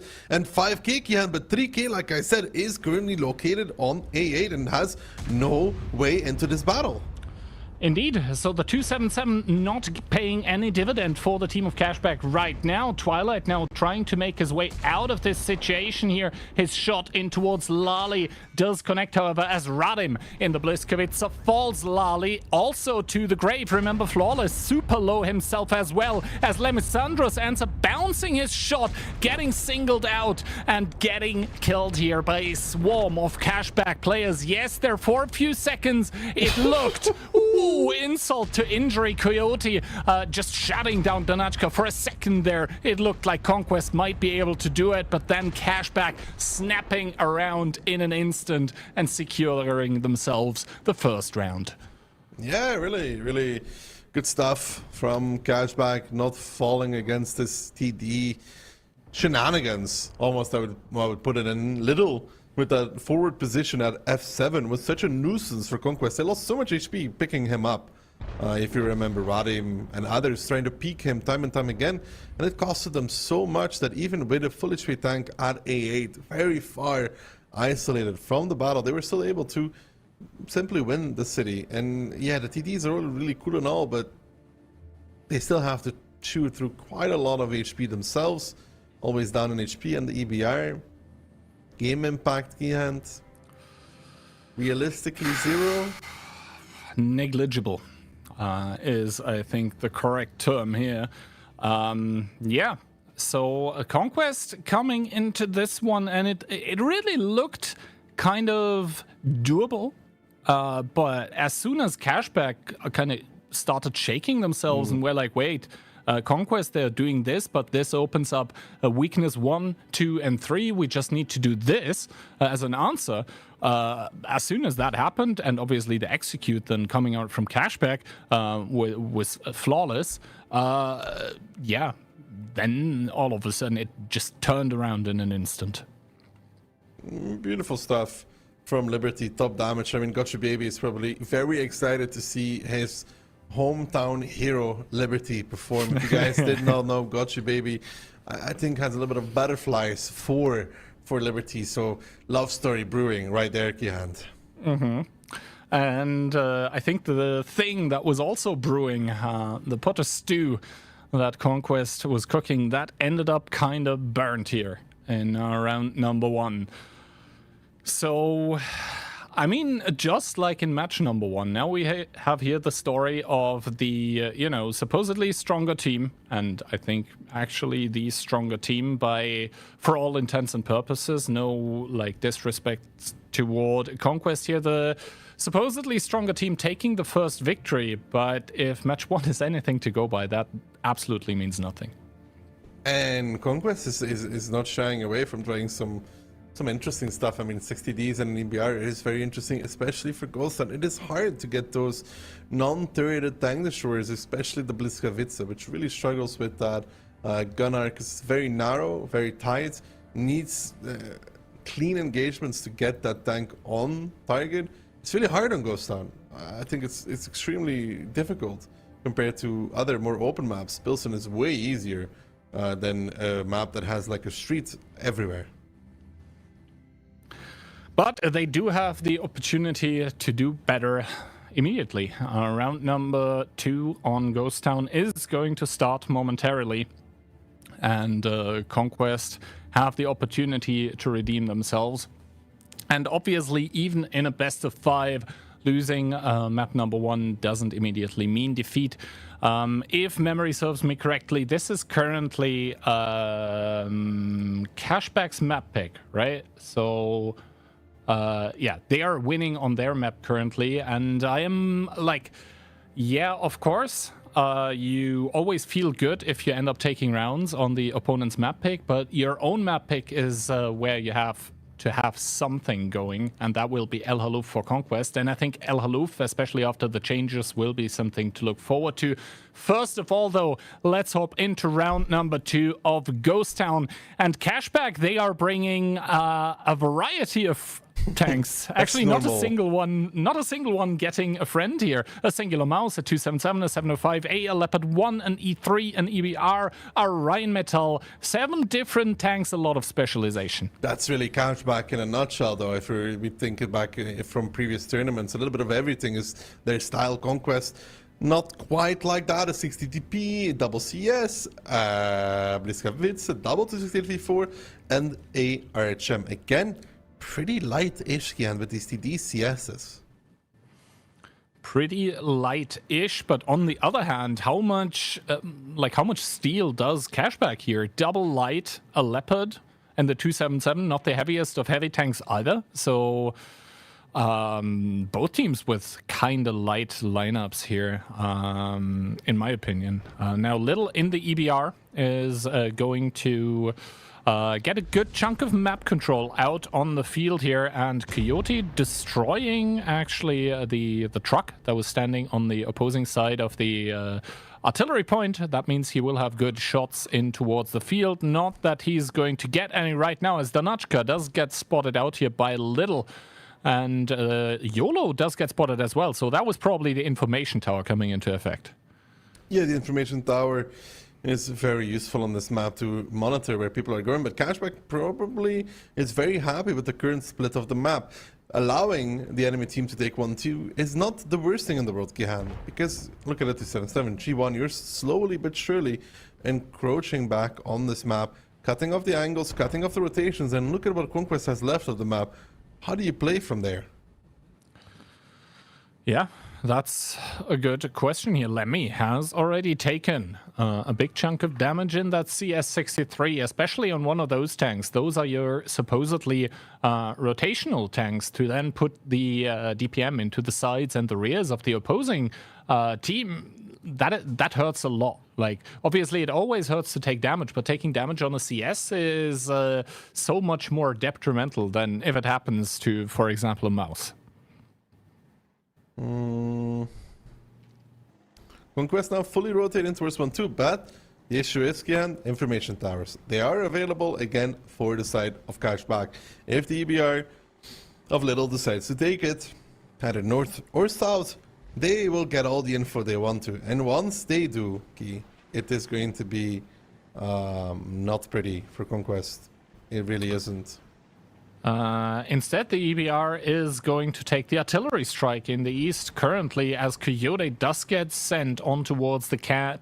So the sirens are going to be going for the team of Conquest here. Currently 1.5k HP difference in between both teams. And now that 1-2 line push immediately getting spotted. Radim taking a shot of damage here. Danachka bouncing one. He's going to take the artillery strike possibly. And the team of Cashback floating but like a butterfly, not going to sting like a bee yet, but they're scattering to the winds. Yeah, really good stuff there from Cashback. They see this push come out, they immediately readjust. A big strike as well. Iset is now spotted out. Lali and Vadim just going to continuing, but that's a shot from Barbarian on the back lines in the mouse. Hits home on towards Lali, and these 263v4s, Kihan, they're just kind of on a touristy mission right now. What can they really do? Where can they really go? Nowhere is the answer. Liberty's still there. Little now joining as well, and Cashback smells a potential here, smells a push, but they have to be careful because Lemmy Sandro is also arriving, and Danashka is here as well. If they don't do this cleanly, Kihan, it could be pretty bad. It could be pretty bad indeed, as Squeezy now facing two 268-4s frontally. Lali getting shut down, the first tank to the grave for the team of Conquest, as Liberty and Little are now going to start coming in here. And that is just the DPM that Cashback needed in this corner. Radim down towards 900 here. A strike going down, that's probably by the Leopard here, so we'll have to wait and see how this one goes as Radim bites the dust. It's Iset to pick him up. Dunny and Flawless in the 60 TP, and Bliskovica holding on right now, and still Cashback, they have not dropped a gun, Ducky. They're not going to drop any guns either if they keep playing like this. Squeezy surviving, Little not coming back in with Liberty. The double L getting massive W's over the side of Conquest. HP playable though, but again, number of guns 7 versus a mere 4 for Conquest, where most of the HP is located on Flawless and Danny, and those two tanks do happen to be in the city, which means Cashback is now going to be rotating out from 1-2 line. Smart. Liberty finds another kill on the Nashka. 3 tanks left standing for Conquest, and now it is just well, finishing this off right, Gihant. I mean, Flawless trying here to do something, but with him, Danny and Yolo, the last 3 standing, not much is going to happen. Indeed. Flawless here trying to do what he can, but realistically, the battle is already long lost here. It's Twilight to shut down his dreams. He goes to the grave, and now only Danny and Yolo remaining here. Little does get a good shot in towards Yolo in the background as well, and 6 players still alive for Cashback with 7,000 HP to spare. Are going to secure round number 2 on Ghost Town. Cashback immediately going to match point. Yeah, kind of what we expected from hit and run against Solyanka, but Cashback proving that they're still very much prepared for this league. They are not making the mistake of underestimating their opponent. 2-0, good stuff from them. Ghost Town, Conquest looking... more practice is needed, potentially also changing the playstyle against a team like Cashback may be something to consider. Yeah, currently the lineups by Conquest pretty experimental, and while, you know, the lineup of Cashback looked kind of wild, it's pretty much in line with what we've seen from them even before the patch. They did bring a lot of specialized tanks. Yeah, on Ghost Town they love doing this. But, you know, a lot of specialized tanks means that if you put them in good positions, they do very well there respectively. Oh, these kind of specialized tanks work really well against a team that is not aggro pushing in the beginning to the cap, for example. We only saw them really struggle with this, Cashback, when they played against Hit and Run, for example. Memory comes to serve, where Hit and Run push the cap straight, and then you have this really light lineup that struggles with that. But in a game like this, it's perfect for them. Yeah, and what's also perfect for them currently is the scoreline 2-0 match point. Now, however, we are going towards the map pick of Conquest. And already in round number 1 of Ghost Town, it looked like Conquest was cooking. It kind of ended up not tasting good, for them at least. But now on El Haluf, I expect great things. Because El Haluf is a map that received substantial changes in 1.26, and especially that ramp that was added towards the northwest, where you can drive up in towards the northwest western corner from the middle. Excuse me, sorry? What else was changed? I think the ramp is kind of the biggest thing, no? I think spawn points were touched slightly as well, no? That might be the case, yeah. Always fun to make the Wargame employee not be sure about that anymore. I thought we changed the spawn. I'm not 100% sure anymore either. I thought we adjusted the northern spawn slightly to match the speed to the A1 corner. It might be the case. I have to admit, I don't know 100% either. But production to the rescue. Yeah, I was right. Unbelievable. As per usual, third party knows more than the Wargame employee. As per usual. You know, the one confirming it to us right now was a Wargaming employee as well. Man did a 30-minute podcast and still doesn't know his own map changes. Unbelievable. All right. So yeah, before we start clawing each other up, yes, the spawn points were adjusted. But yeah, still the bigger change obviously remains the ramp. And that obviously opens up possibilities for the underdog teams here, because they can prepare some maps specifically. Because also how the pick and ban order works is that there is only one ban per team right now before you get to pick. That's so true. that means as an underdog team, you have to super prepare for one map and then Ghost Town? Cashback. So this is Conquest's pick now. Yeah, but Cashback kind of liked El Haluf in the past, no? Yeah, first of all, I mean, Conquest, once again, they do return to the kitchen and bring triple Bliskowitz, a double CS63, a singular IS-7, and a BZ-75. Interesting. I don't know, man. Double CS, triple Bliska, and IS-7 BZ. They really love these CSs. And I have not figured out yet why. Have you, Kian? They have two of them on Ghost Town as well. So far, they've not been able to make them shine. I mean, obviously, the CS does get the strike ability, so that comes in clutch for reset situations. But yeah, it's the DPM is also good. I mean, they're now boosting one of the IS-7s with it. And now Lemmy and Akka, the first ones here to the northwestern corner. Let's see who is going to go first in towards the circle. It's going to be Lemmy as Akka turns around immediately. And Lemmy, not done with the aggression, catches a spot here and dodges the shot. Peeking out and getting some information is good for your team. Seeing where the tanks decide to turn from Cashback. And Cashback is going to have to make an aggressive push here. And I don't know, man. Pushing into double Bliskovice, pushing into that DPM is going to be hard for the side of Cashback. Lali already crossing, Flawless already crossing as well. They're putting themselves kind of in a situation where they could be the ones that get pushed upon instead, Key. Yeah, I'm not sure about that CS63 cross. Flawless getting put to half HP because of this. Obviously, Lali is going to have a good time now. Hold down in the IS-7. And they did put a lot of damage in towards IS-7 in the V4. Akka using the aforementioned ramp to drop down safely, drive around. IS-7 considering that as well.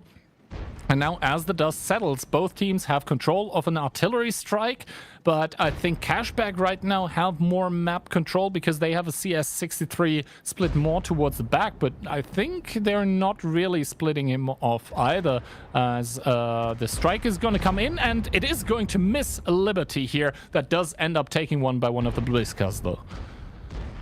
Take one by the Bliskas, but returned. Oh, squeezy crossing with Akka, and there is nobody there currently from Conquest. And this crossing of Lali and Flawless is starting to cross Conquest because now Conquest has to pull the trigger on towards those tanks in front of them, and you can see already the initial bleed on their tanks. Barbarian not doing too well himself, using that ramp to his advantage. Now Radim coming in to block Little. Good stuff there from Radim, that's important. YOLO will find the kill against Barbarian, but in return we've already lost Flawless, and now IS-7 and YOLO facing off in the 1v1, but Lemmy is dead. Dani surrounded. Lali seems to be DC'd even, Kihan, as we lose another tank in Radim. Let me out as well. And yeah, that cross, Kihan, Conquest was in such a good position until they made that crossing. Exactly, and indeed Lali seems to be deceived, but with the push that Conquest did, they're not really sure if it would have ended up mattering, because as it stands now, Cashback are going to win with 10k HP advantage. Absolute domination from the team in pink here, winning and securing both, I think, of our predictions actually, 3-0. Yeah, we both predicted a 3-0 victory for Cashback. They were dominant, but this round, I think, if Conquest calm down and keep the nerves strong and don't cross over with the CSI-7 until the push actually happens, because there was no push yet at that moment. It was too early, and they took plenty of damage in return for that, and then they lost A1 because of that. Yeah.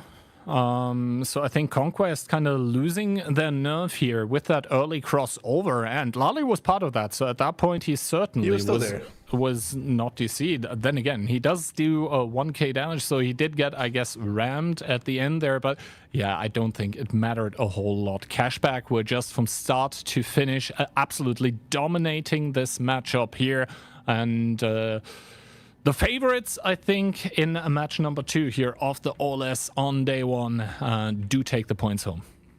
Do take the points that they wanted, and look in a at convincing that. fashion. Yeah, and look at that. Even, like, I'm not the biggest fan of the STB as a tank. Me neither. I hate the STB.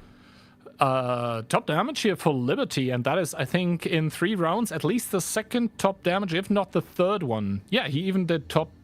Never mind, he was the EBR in round number 2, but in round number 1 and round number 3, he was top damage for his team. So good job here for what used to be an RHM main, basically, and we see him transitioning into other specialized tanks, but not being less good about it. That all being said and done, this is going to conclude a match number 2, and maybe some of you saw it on the portal already. Currently, we have the Back in Action campaign going on as well on the portal. So if you haven't logged into the game in quite a while, or if you have some friends that you know haven't logged in and played in quite a while, then currently there is a ton of goodies and possibilities for all of those returning players.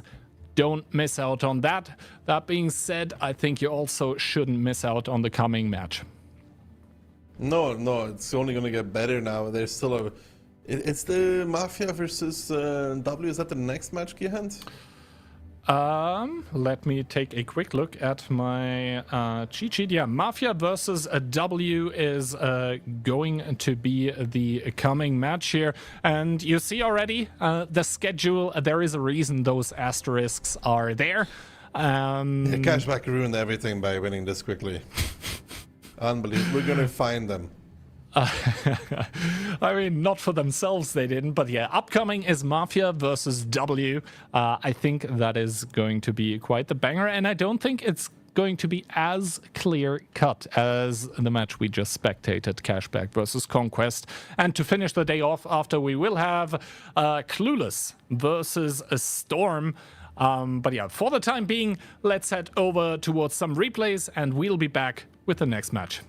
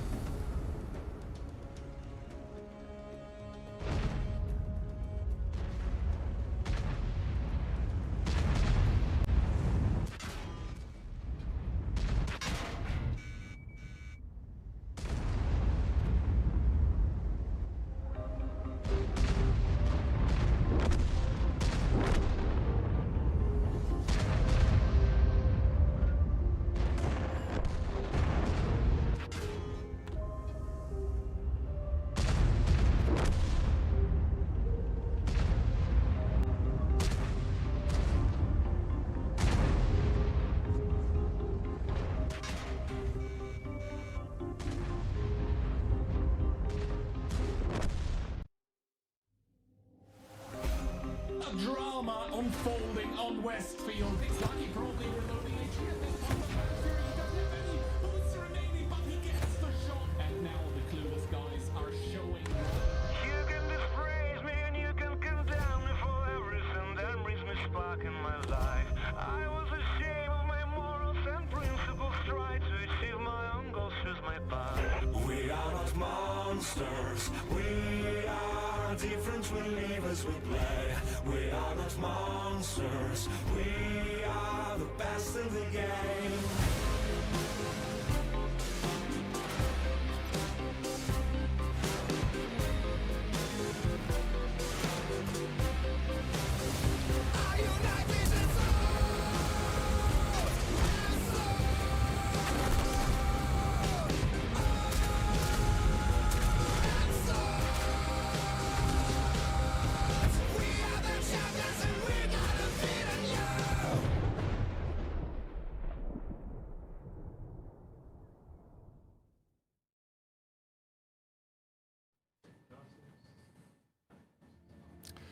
And here we are back already. Crazy how fast it's going with those best of fives.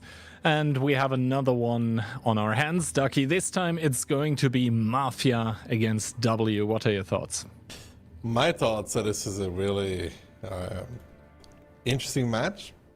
Right, Mafia and W. This should be the closest match we're going to get today, Gant. On paper, at least, On yes. paper.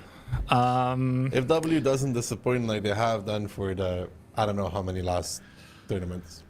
Yeah, W, one of those teams where the expectations are super high. First of all, here we can see the lineup of Mafia, and they, in the past already, they have proven that they are definitely a team to be reckoned with. But yeah, W, to continue my sentence here, a team with continuously high expectations and the team with probably the highest copium consumption in the league. I mean, you can see that W had some distinguished gentlemen in their team. Yeah, indeed. If you want to call it that way. But yeah, they are a disappointment. No, I mean, kind of true, though, at the same time. Dude, come on. Like, this team is the one where you're always like, okay, they have what you would call the international superstar squad. I mean, that's it, no? International superstars. But then tournament after tournament after tournament after tournament. Like, if there was a medal for the most disappointing team, they would get it. I mean, maybe we're just hyping them up too much. You know what? Maybe it's us. Maybe we are the problem. Yeah, definitely not. Yeah. All right. Anyway, community predictions, little spoiler here, are also the closest that we are going to get for the day. 59 to 41%. So predictions seeing Mafia in front. But obviously W, and I think not unrightfully so, despite all the banter that we have just put on, they do have a fair chunk of the predictions as well. Now, to speak about Mafia a little bit, I would say a proven, a tested team. Most, if not all, players coming from Poland once again. And yeah, they have shown and demonstrated in the past that they're a force to be reckoned with. Now, pick and ban wise, Cliff getting removed, Airfield getting removed. We are going to start off on Moravanka. So the newest addition to the map pool is probably already after this match going to be the single most played map of the day. Interesting that so many people are opting to play it. I like to see that. You know, it means that you can actually do a good job for once. For once? We are sitting here. That means a lot of good jobs in a row, you know? Yeah, it's mainly Phil. Yeah. Aha. What did he call you again? His unofficial nickname is the Pleb Hand. Aha. And Phil's unofficial name is the Pleb X. There you go. Whatever you say, buddy. But no, I like it. New map. Immediately seeing a lot of usage, which also means that we're going to see different metas on it, right? Because when a map is this new, people haven't decided yet. And then going into Ensk as well, which is, again, I would like to see Ensk come out and how it's played. If, you know, they stick to that TD meta like we saw here in Randu, then it's not going to be that much different. But I feel like there may be potential for a thing or two changes. And you know what's weird? I haven't seen a single Fush B yet, but Ensk might be the map for it. I really, really like the Fush B this season.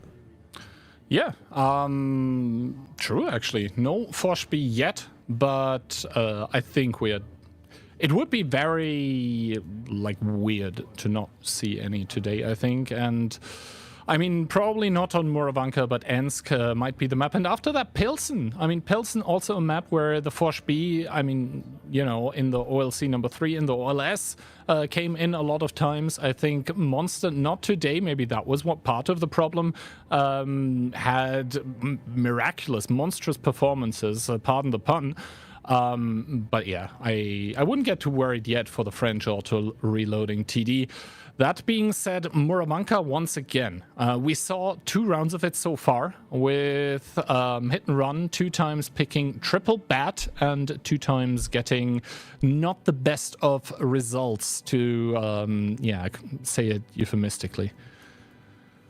Moravanka. What kind of tanks do we expect, Kihan? Maybe less bad shots than between hit and run and Solyanka? I think a light per team at least. Simply because Moravanka is a map that is extremely focused on spotting. 60 GPs, definitely. 277s, possibly. CS63s, maybe. V4s, maybe. Mouse, I don't necessarily think so.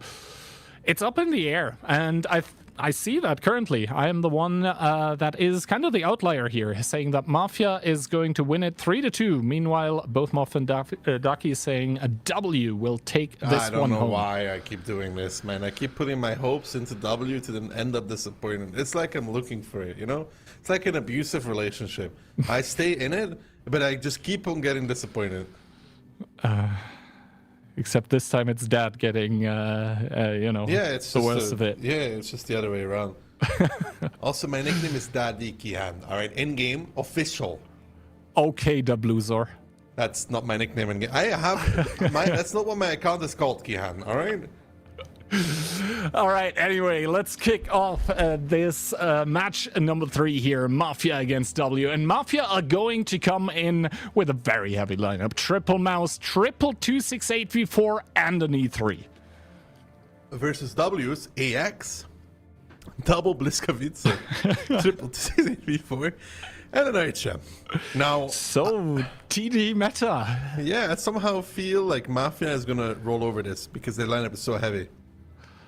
Yeah, and like, despite W actually having 5 TDs, actually we're going to start off on Ensk. Oh yeah, Moravanka is map number 2. All right. Slight switch up there, but that explains actually a lot more of the lineups that we have, is this super heavy and TD focused stuff. So quickly to explain Ensk, obviously a very, very close and together map. Especially since the rail cars in the middle have been removed, so you can transition from the green to the city easily. But W now with a very quick push, 7 tanks in the city, and they're trying to catch Mafia off guard. They are trying to catch Mafia off guard. Conrad getting tracked once already, uses the repair kit. Barkus getting back out of it as well in his own 268v4. Now Itox looking to blast Conrad in return. He does find one, but W currently trailing already. Trying to push into something, but have found nothing as of yet. Conrad even gets around the corner. Solo doesn't connect. Itox takes once more. Bark is now starting to find Miku, who is a little bit isolated. Click now forced to reset. And all this time, Kihan, there is this thing called an RHM, which in this battle has no role whatsoever. Yeah, I mean, Klurf, they're currently in the south trying to sidestep a little bit. How much worth is that going to generate? I don't know. But currently W trying to press the issue in the city here as a strike goes down, putting Solo on towards a possible one-shot here. He's getting sandwiched into between double 2684. And yeah, Barkus did end up getting tracked by Itox as well, but Mafia currently with the HP advantage. And they're only going to extend that. Got you, baby, with good track connection in towards Conrad though, but he has a rep kit, burns it, turns around, good snapshot. Yeah, good snapshot there, and Mafia just cruising through this round, not getting caught in the city, making all the right moves in all the right places, getting quick triple kill even, click double tracked as well. The cap is still on, Got Your Baby is surrounded, and it's looking really good for Mafia. RHM here, a mispick for the side of W, did absolutely nothing, not to any fault of himself, of course. It's not Clueless' issue, but this lineup from Mafia is so much better than W, in my opinion. I don't know what you think, Key, but this triple mouse, triple V4, and E3 facing off against W's lineup, I would almost always favor Mafia. Yeah. Mafia getting a good round number one here on the board, and W, I mean, you could clearly see the idea behind what they were trying to do, right? They were trying to overwhelm and just catch Mafia off guard in the city, but Mafia doing a very good job of just retreating. And I think at the start of the stream we talked about this Juggernaut ability that does a lot of good stuff for the TDs, but obviously there is this negative coming in as well of your track HP getting set to 1. But I think the fact that the repair kit cooldown in Onslaught is halved, and now we even have the skill that reduces the time for the cooldown even more, that means you essentially have to double track, or the TD will always have the rep kit up and available. If they were using a practicality consumable, like a directive key hand, it's like 23 to 27 seconds, I think, somewhere in this range. Mm-hmm. So yeah, I mean, there is a drawback. Sense, which almost would make sense, no, for those non-targeted TDs. Would have to ask, but I think so, yes. Because the amount of times where we saw a TD just taking track damage and immediately having the repair kit up and available, yeah, that was kind of crazy. It could be coincidence as well, but yeah, I think it does make sense if you know you're going into this. And with all of those players, they are very skilled players. They are going to aim for not only weak spots, but like if they have the side of the tank, they will aim for the track wheels in those kind of situations. So, yeah, I think these TDs will probably have the skill trained, and this is how they kind of negate one of the negatives of Juggernaut as a skill. But W, I don't really know if the lights has so much of a role anymore on Ensk in this. I don't know. It's hard to say. He can get the info still in the beginning, but I think maybe only from north it is still a good choice. If you think about it, from south you can't really shoot the crossing anyways, right?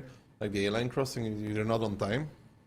But from north, if you plane, you can shoot the south crossing, so maybe there it's more useful. I'm trying to like understand why they would bring a light from south. What is like the great, amazing thing about it, and I haven't figured it out yet. Once I do, I will let you know.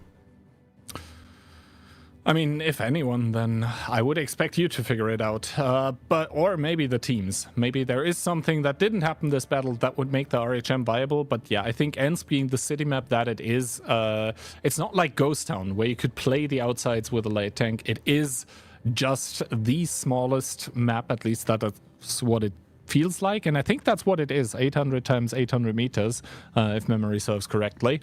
There, the light tank, yes, it rotates quicker than on other maps, but like that's the only advantage, basically.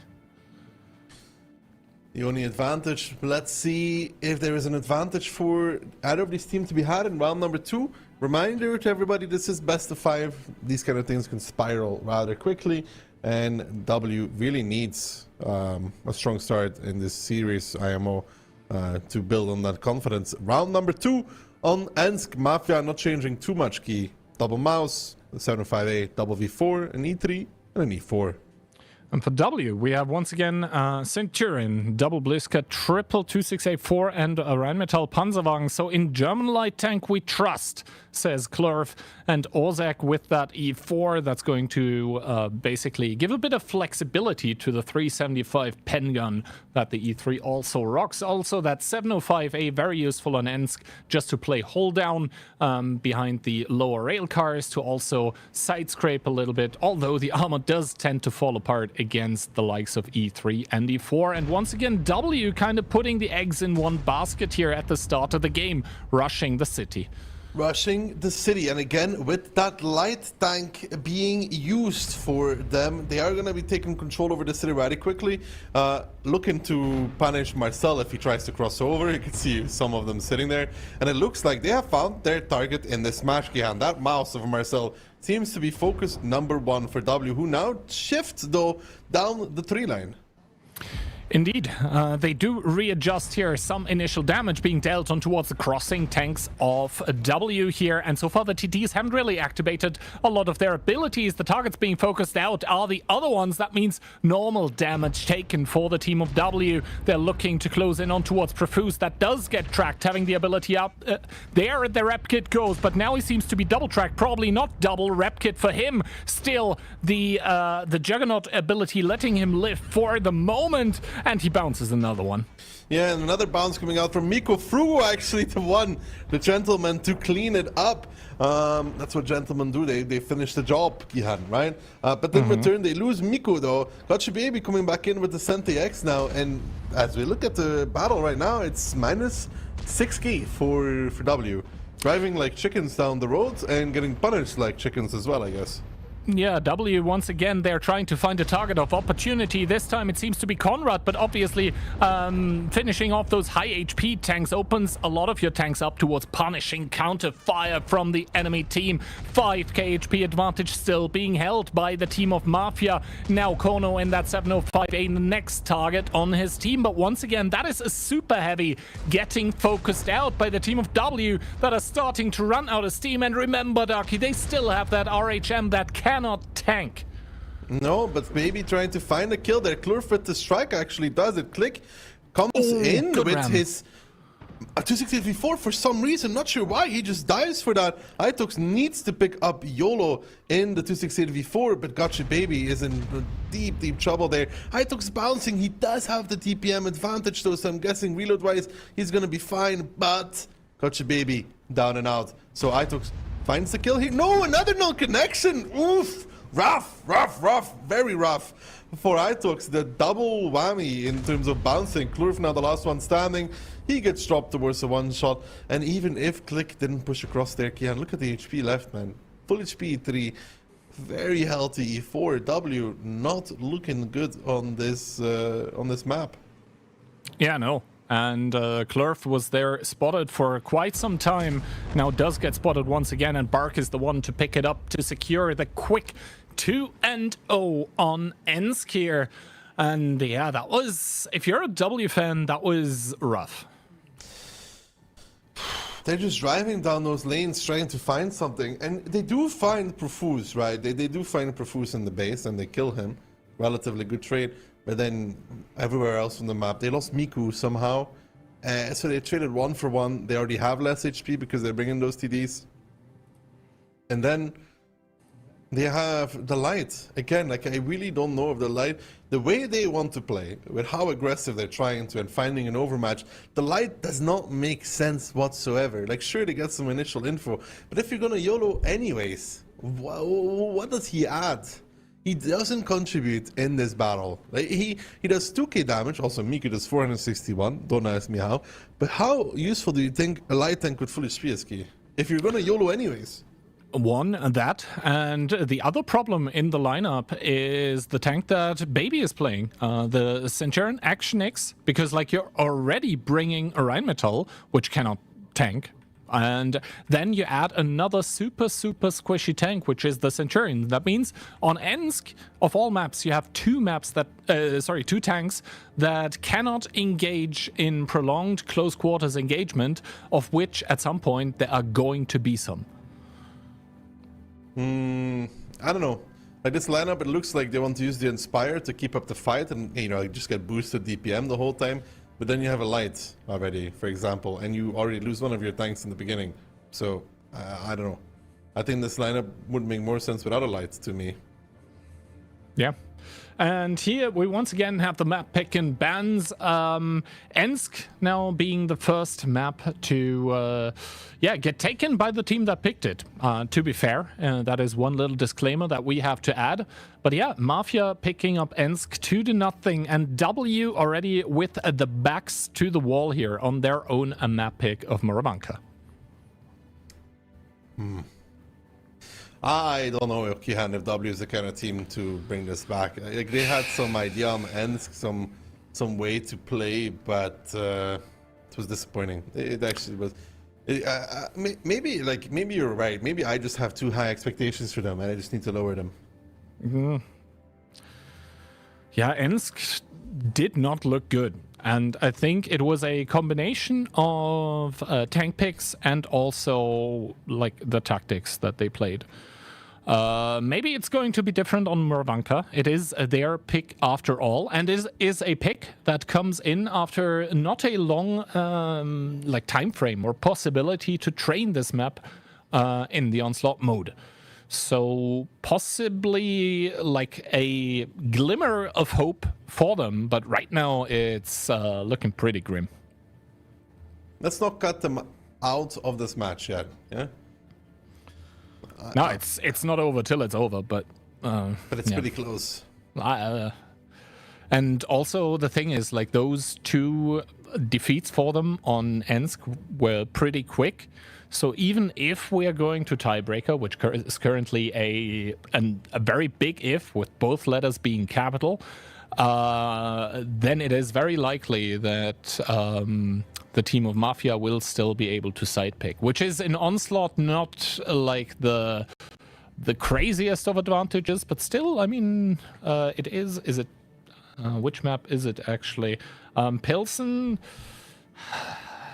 Is there an advantaged side on Pilsen? I don't think so. Maybe there's like a favorite playing side for a team, right? Yeah. But like advantage in terms of, I mean, the only one I can think of, Key, is North side. Technically has this hold on in the cap.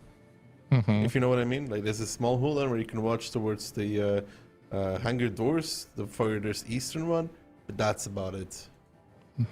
Anyway, as I said, that's a pretty big if. First of all, the team of W have to convert their own map pick of Moravanka 2-0. And Mafia, they're looking to pick up this matchup here cleanly, bringing a Rheinmetall, a Leopard 1 on Moro. All right, a 5A being played by Profuse, a Mouse, and triple 60 TP. So pretty conservative overall. I think there's an issue here for W, but we'll talk about this in a second. BZ, Bacha, AX, Bliskavica ×2, V4 ×2. This lineup will really struggle against this armor, HP, and gun even from the Leo. And the thing is, Mafia, even though they bring the light tank, they have the heavier lineup, so that means they are getting information here at the start. Actually, 6 tanks. 6 tanks being spotted here by the RHM. And up 3k HP already. Yeah, that is pretty crazy. So they only don't know about Miku in that batch yet, 25, and that's kind of it. W here immediately trying to force the close quarters combat with those TDs. Frugo taking a shot of damage. Good shot by Profuse, but triple cap here now being put. But the strike is already being taken by YOLO, who does end up getting spotted in that Rheinmetall. And he is going to end up taking the strike regardless. So resets available for the team of Mafia that still have not taken a single point of damage, Turkey. Now the 60Ps are coming though. There is a reset there from available with the strike. Like you said, that's a lot of damage, Kihan. 1.2 taken on 3 tanks of Mafia, who are down at 6k now. They are gonna come off this cap. It's gonna be an all-out, all-aggressive push on towards Barkis and Kono. Conrad getting from behind though, wants to get click. Itox just about got the block out, but not in time. Frugo getting Barkis. First kill there for the side of W, but still 5,000 HP. Kono's the next one. Now W maybe finally found a way to execute these TDs properly. Can Frugo find the kill? No, he doesn't connect that shot. Click and Itox now in trouble. They need some help. They need some milk even. Darks will find Kono. you would assume at this moment in time. No, he also bounces. Pen rage issues for W. Not the first game this is happening. Click is the one to shut it down. Gotcha Baby not coming back in, and maybe W has found a way to make this work, are able to isolate gun after gun, and now YOLOing through every side at the same time, trying to get those isolated targets. Conrad is the next one, and if they find him, it's a 7 on 4, Kian. Indeed, Conrad dropping here, making it that aforementioned 7 on 4. Currently good HP management for W with the one-shots here. Ozek finding himself between 3, make that 4 enemy players as Click the first one to fall on the W lineup, but all of a sudden the HP are equal. Miku still shots available, doesn't get rolled by a shot from downtown. Finally, Frugo falls in the Bluskavica, but as the dust settles, W have 2 guns and 500 HP advantage, and Profuse is now getting YOLO by a wild, an enraged, a juggernauting Toxic. Yeah, finally W finds a way to make those TDs work, but still, Kian, oof, that was a close game for them. That wasn't clear-cut at all. Could have gone very differently as Itox finds Marcel and leaves YOLO as the last one standing.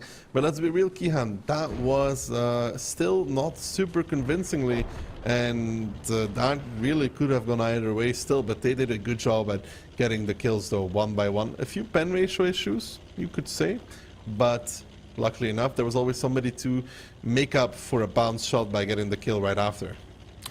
Yeah, teamwork makes the dream work, actually, for the team of W in round number 3 of this match. And they're finally going to get one on the board on their own map pick, no less, of Morovanka, but it is still Mafia who are going to be remaining on match point, so not out of trouble yet. The team in the white color here currently, YOLO does get spotted in that RHM Panzerwagen, but the cap is going to secure the first victory of the OLS for a W here, at least in a game. Wasn't very convinced in general. Like, I understand what the lineup is supposed to do, but there's so many things that can go wrong with this kind of playstyle. It's so easy to not make it work. A few more bounces here or there, or bad peaks, and it's just insta-loss. Like, I get it, you're less HP, you have a lot of TDs, but you have abilities that reduce the damage you take, so it kind of starts evening out. And if you can find gun after gun after gun, then of course it is going to work in your favor. But we could see that it was not very clear who was going to win that for the longest amount of time. Yeah, and as we see the damage numbers here, Kono with 60 DP taking the worst of it, only being able to put in a singular shot of damage. And yeah, Barke is getting off 3, penning 2, but I agree with you. This game was on a knife's edge, and this means that a few pens here or there will just turn the tide in favor for your team. So even if you get unlucky with some penetrations here, even if you aimed it well, if RNG is not in your favor, or if RNG just smiles on the opponent, this just means that at that point in time, you should have aimed even better. Itox there redeeming a little bit though for some Blitzkowitz bounces, if you remember those. And W now needs to win another round of Morovanka to bring it to tiebreaker. They seem to have now gone for the playstyle of all or nothing, aka it either goes pretty good, we win, or we just like get stomped. And that is a really hard playstyle. I mean, it's if it works, it's great and it's beautiful to watch, but it's very likely to go wrong. I mean, it's basically a 50-50, right? Either you win or lose. You win at least. Wow, Kihan, that's actually not true because draws exist, so it's not 50-50, but not with the Onslaught rules that we have currently. Technically, the battle is still a draw. We just make it so it's not a draw. And if the timer runs out, Kihan, and people are on live on both teams, what does the result screen say? Victory, defeat, or draw? Draw, but exactly. What does it Let's actually move on mean? to the next topic, Kihan. The right by technicality is still right. Technically correct is the best kind of correct, is all I'm gonna say. I mean, Kihan, W is just going to lose the next round in quick fashion anyways. It's not going to be draw, so that's something to worry about. Yeah, indeed. That is a possibility, and a pretty big one, at least if we look at how the first 2 rounds went on Ensk. That was absolutely brutal for them, and I mean, luckily for them, it seems to have not like hurt them too much mentally. They were able to win a pretty close round on Moravanka, but like mentally, what does that do with you? For your 1 round, you've probably had to work harder than the opposing team has had to work for 2. How many TDs does W bring? At least 3? Let's see. At least. Yeah, I mean, currently it seems like 4. Double V4, double Blueska.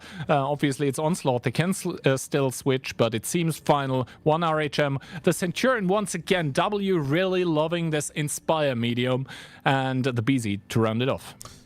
Mafia, on the other hand, RHM, Forge B, first time, 5'8", double 277, a mouse, and a 60 TP. Yeah, well, the Inspire got changed a little bit, Kia, no? The amount of points needed before it gets activated. I think it might have been lessened, yeah. But still, the fact remains that if you pick such a medium, like all those mediums are kind of the same in the sense that in a extended brawl, they tend to be kind of squishy, right? That is the drawback. For making everyone on your team a little bit more effective. In that kind of sense, it's a little bit like Vents, where most people opt for, you know, having the specialized equipment over the general one. But first of all, as we see the opening here, Mafia sending a lot of people towards the middle/forest of the map. This is going to net them a lot of POIs as YOLO gets spotted trying to take this point here. Does get unlit, but 23 seconds on the cap. They need those strikes. They do need those strikes because W has gone for the second time around for that all-in cap play. And it's pretty similar. BZ to 16v4 cutting off the cross, but with double strike, ooh, singular strike actually. Good reset there though from whoever that was. The strike hitting 2 people. Now back down to 28 seconds, Kihan, but do remember that the 5A could push to like G1 for example. And now Click. W is pulling the trigger again, but Mafia is very, very far away this time. Yeah, Mafia giving a lot of room to the enemy to have to drive over, to commit in. And that is a lot of open ground where you can take a lot of damage. Click here down towards 1200 already. Conrad, the first one to get focused. And now the DPM tanks from W are starting to arrive, but how much can they actually do? Click already falling. Barkis with that Foch was getting a lot of damage done. Now they need to keep chasing though. Barkis dropped towards a one-shot. The heal gets activated. You can see that Forge B start going off really quickly, but quickly gets put down as now they're trying to find YOLO. Frugo surrounded, 3k HP difference. Can Tarxic actually find YOLO? I think he missed that shot on the move there. He's going to be forced to turn around now and face the music in the middle of the map. Klurf coming back towards the forest and YOLO as well in crossfire. Now it is about 1000 HP difference though, same amount of tanks, and it's really not looking that bad for W, Kihand. I mean, we'll have to see, because what does W have? It is still 3 TDs, and those don't have turrets. And on an open map like Moravanka, that can really come to hurt you, as Tarx puts in a good shot, but retaliation is swift. He drops down below 1k, but Marcel bites the dust here. It is a 5 versus 4 for the team of W. Yeah, W coming back in, and even with Mafia being so far away, they are able to find 2 kills when they push back. I think the Forge B really wanted to kill Click, and I think that was a mistake again, because he could have already been reloading it safe in the forest. You know, he wouldn't have gotten picked up for that. Darks comes over. Before he dies, he shuts down Kono. Orchek returns immediately, but W seemed to be well and truly, yet again, ahead of Moravanka. Their game style is working out for them on this map. The chaos on this map is for them working to absolute perfection as they take round number 1 and are now primed to take round number 2.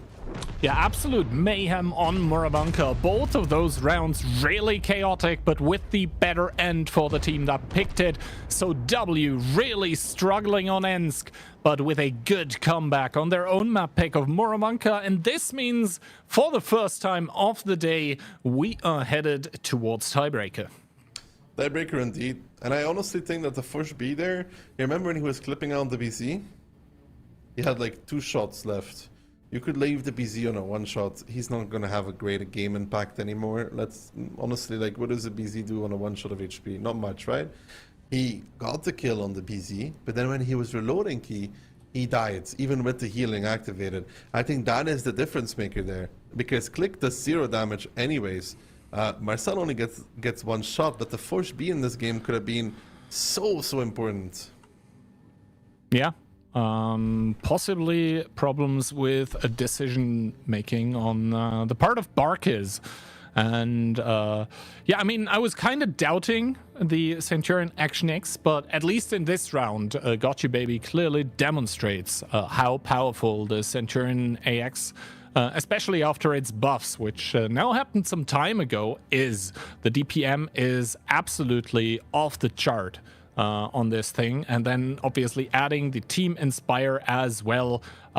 So it can be a great choice. It seems to me like in the majority of cases, it ends up not working out. But when it does, I mean, Gotcha Baby just absolutely popping off. Yeah, in that regard, he was doing really good damage in that Cente X. That is Muravanka done, so we are going to Pilsen, Kihant. We are going to Pilsen, and Mafia does have the advantage to pick the side here, simply because the 2 ends grounds were so quick. And they do have less than 60 seconds to do that, and after that it is 2 minutes for preparation, after which we are going to hop right back into the game. Now the pick of Mafia is going to be South. So team captain of Mafia, Profuse, preferring to play from that side. Okay. Picking South, I mean, I don't think there's a... Like I said, it could just be a preference, you know, like they just like playing from the south more.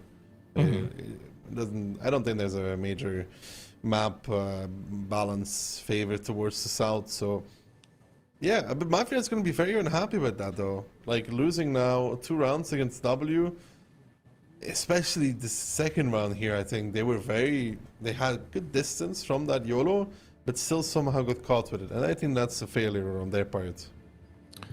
I tend to agree.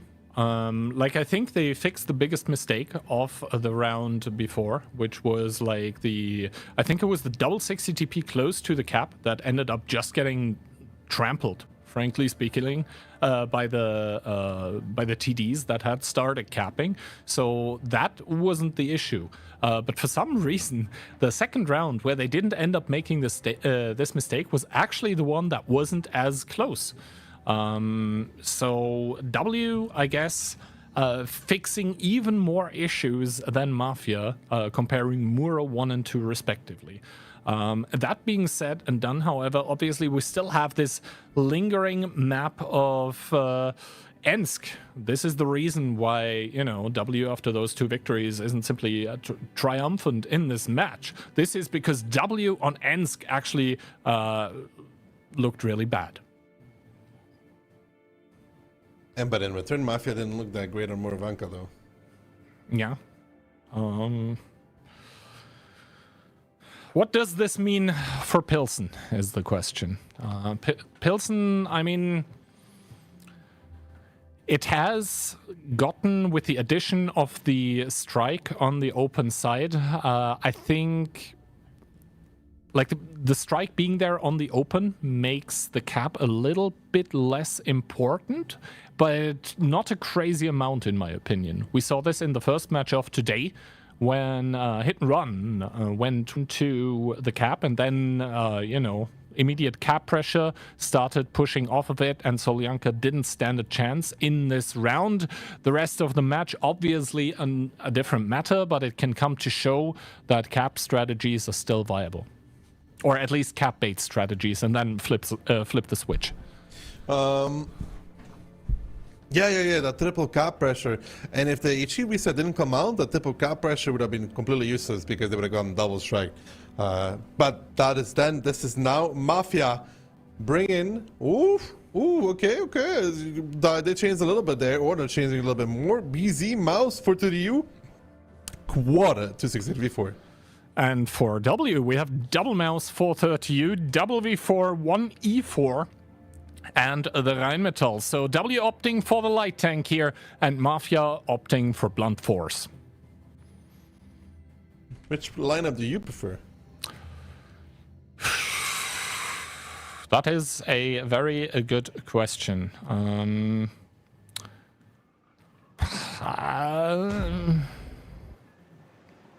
Probably, maybe W's. Because of light? Yeah. And 1 TD less.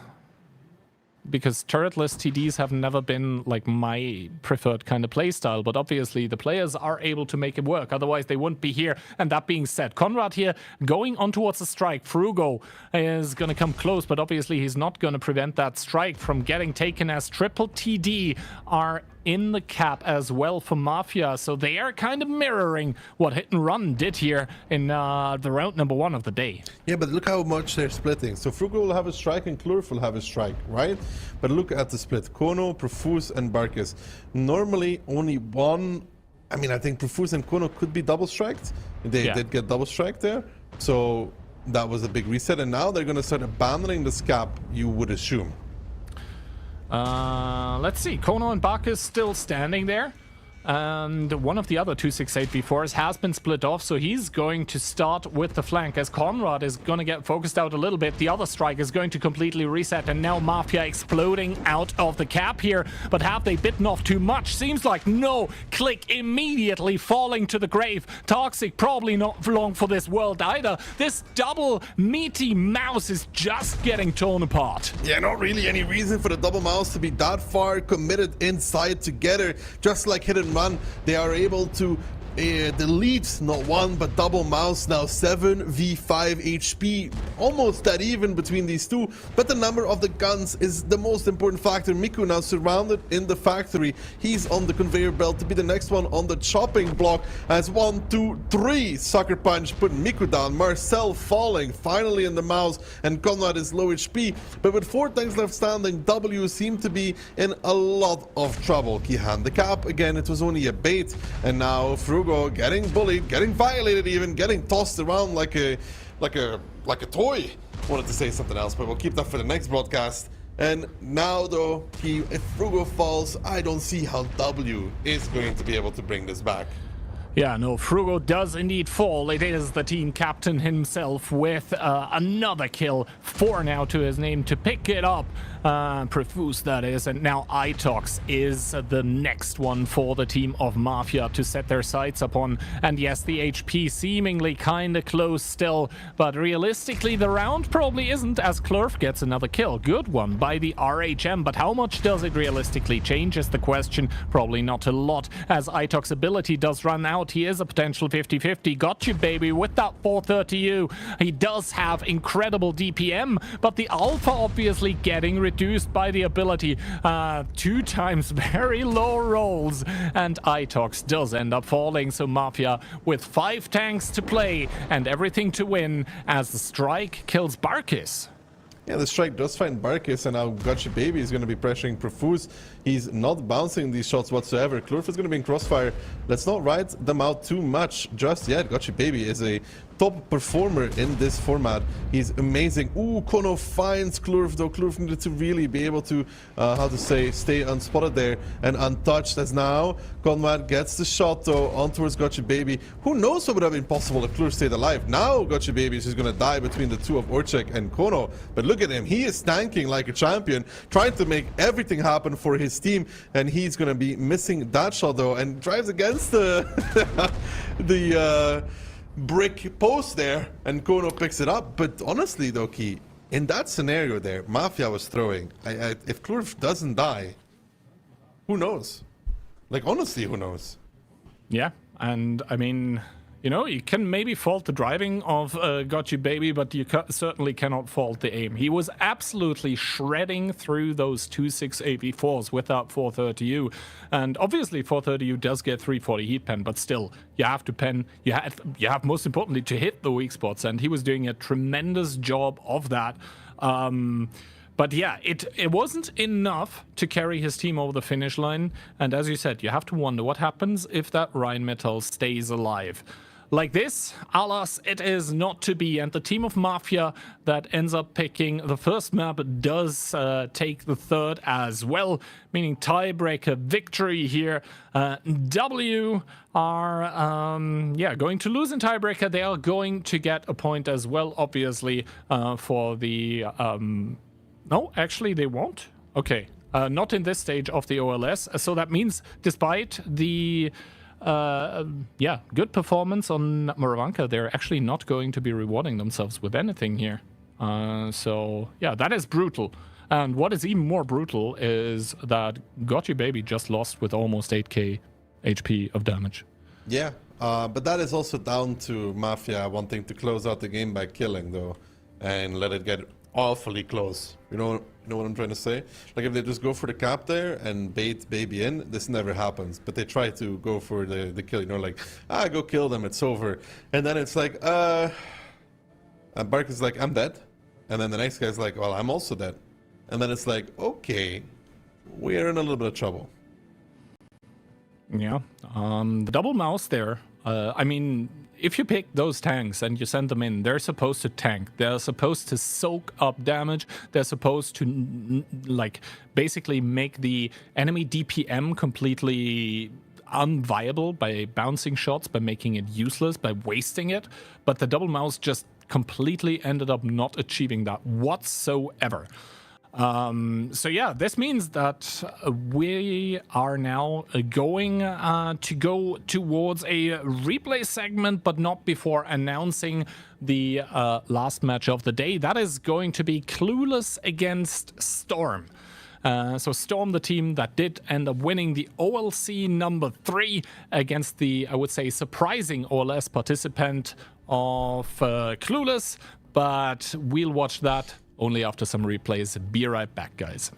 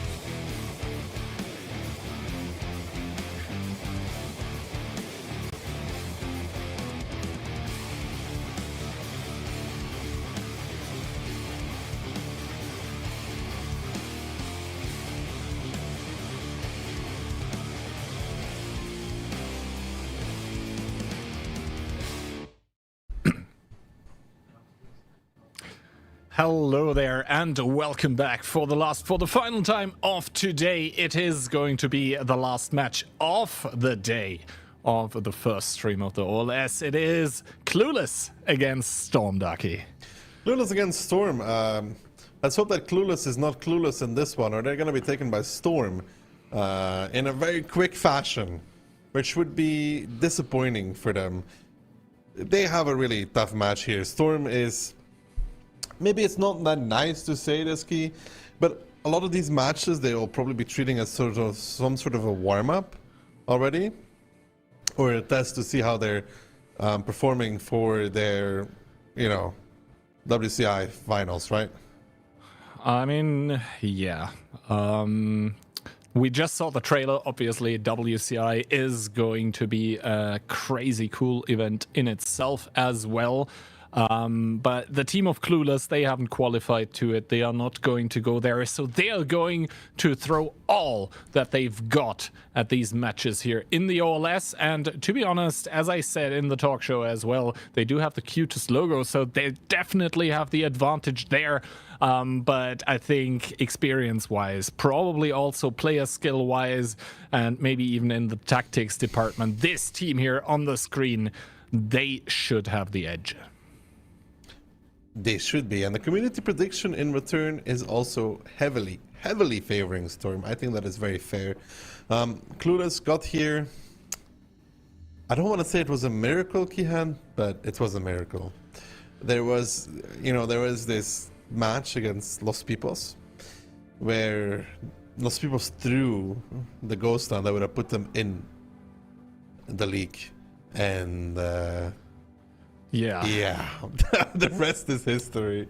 I mean, Los Pipos, I think even disbanded after that. That is how devastating that loss was for them, which, to be honest, shout out to all the players that used to be on the team, is a big loss for the whole of the World of Tanks competitive community, because the player comms in that team were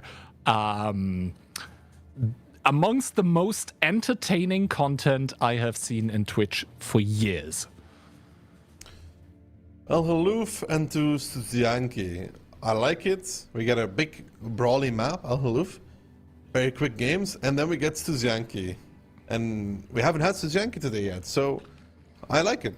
Seeing a map that we have not seen yet, and then potentially tiebreaker airfield. It's good.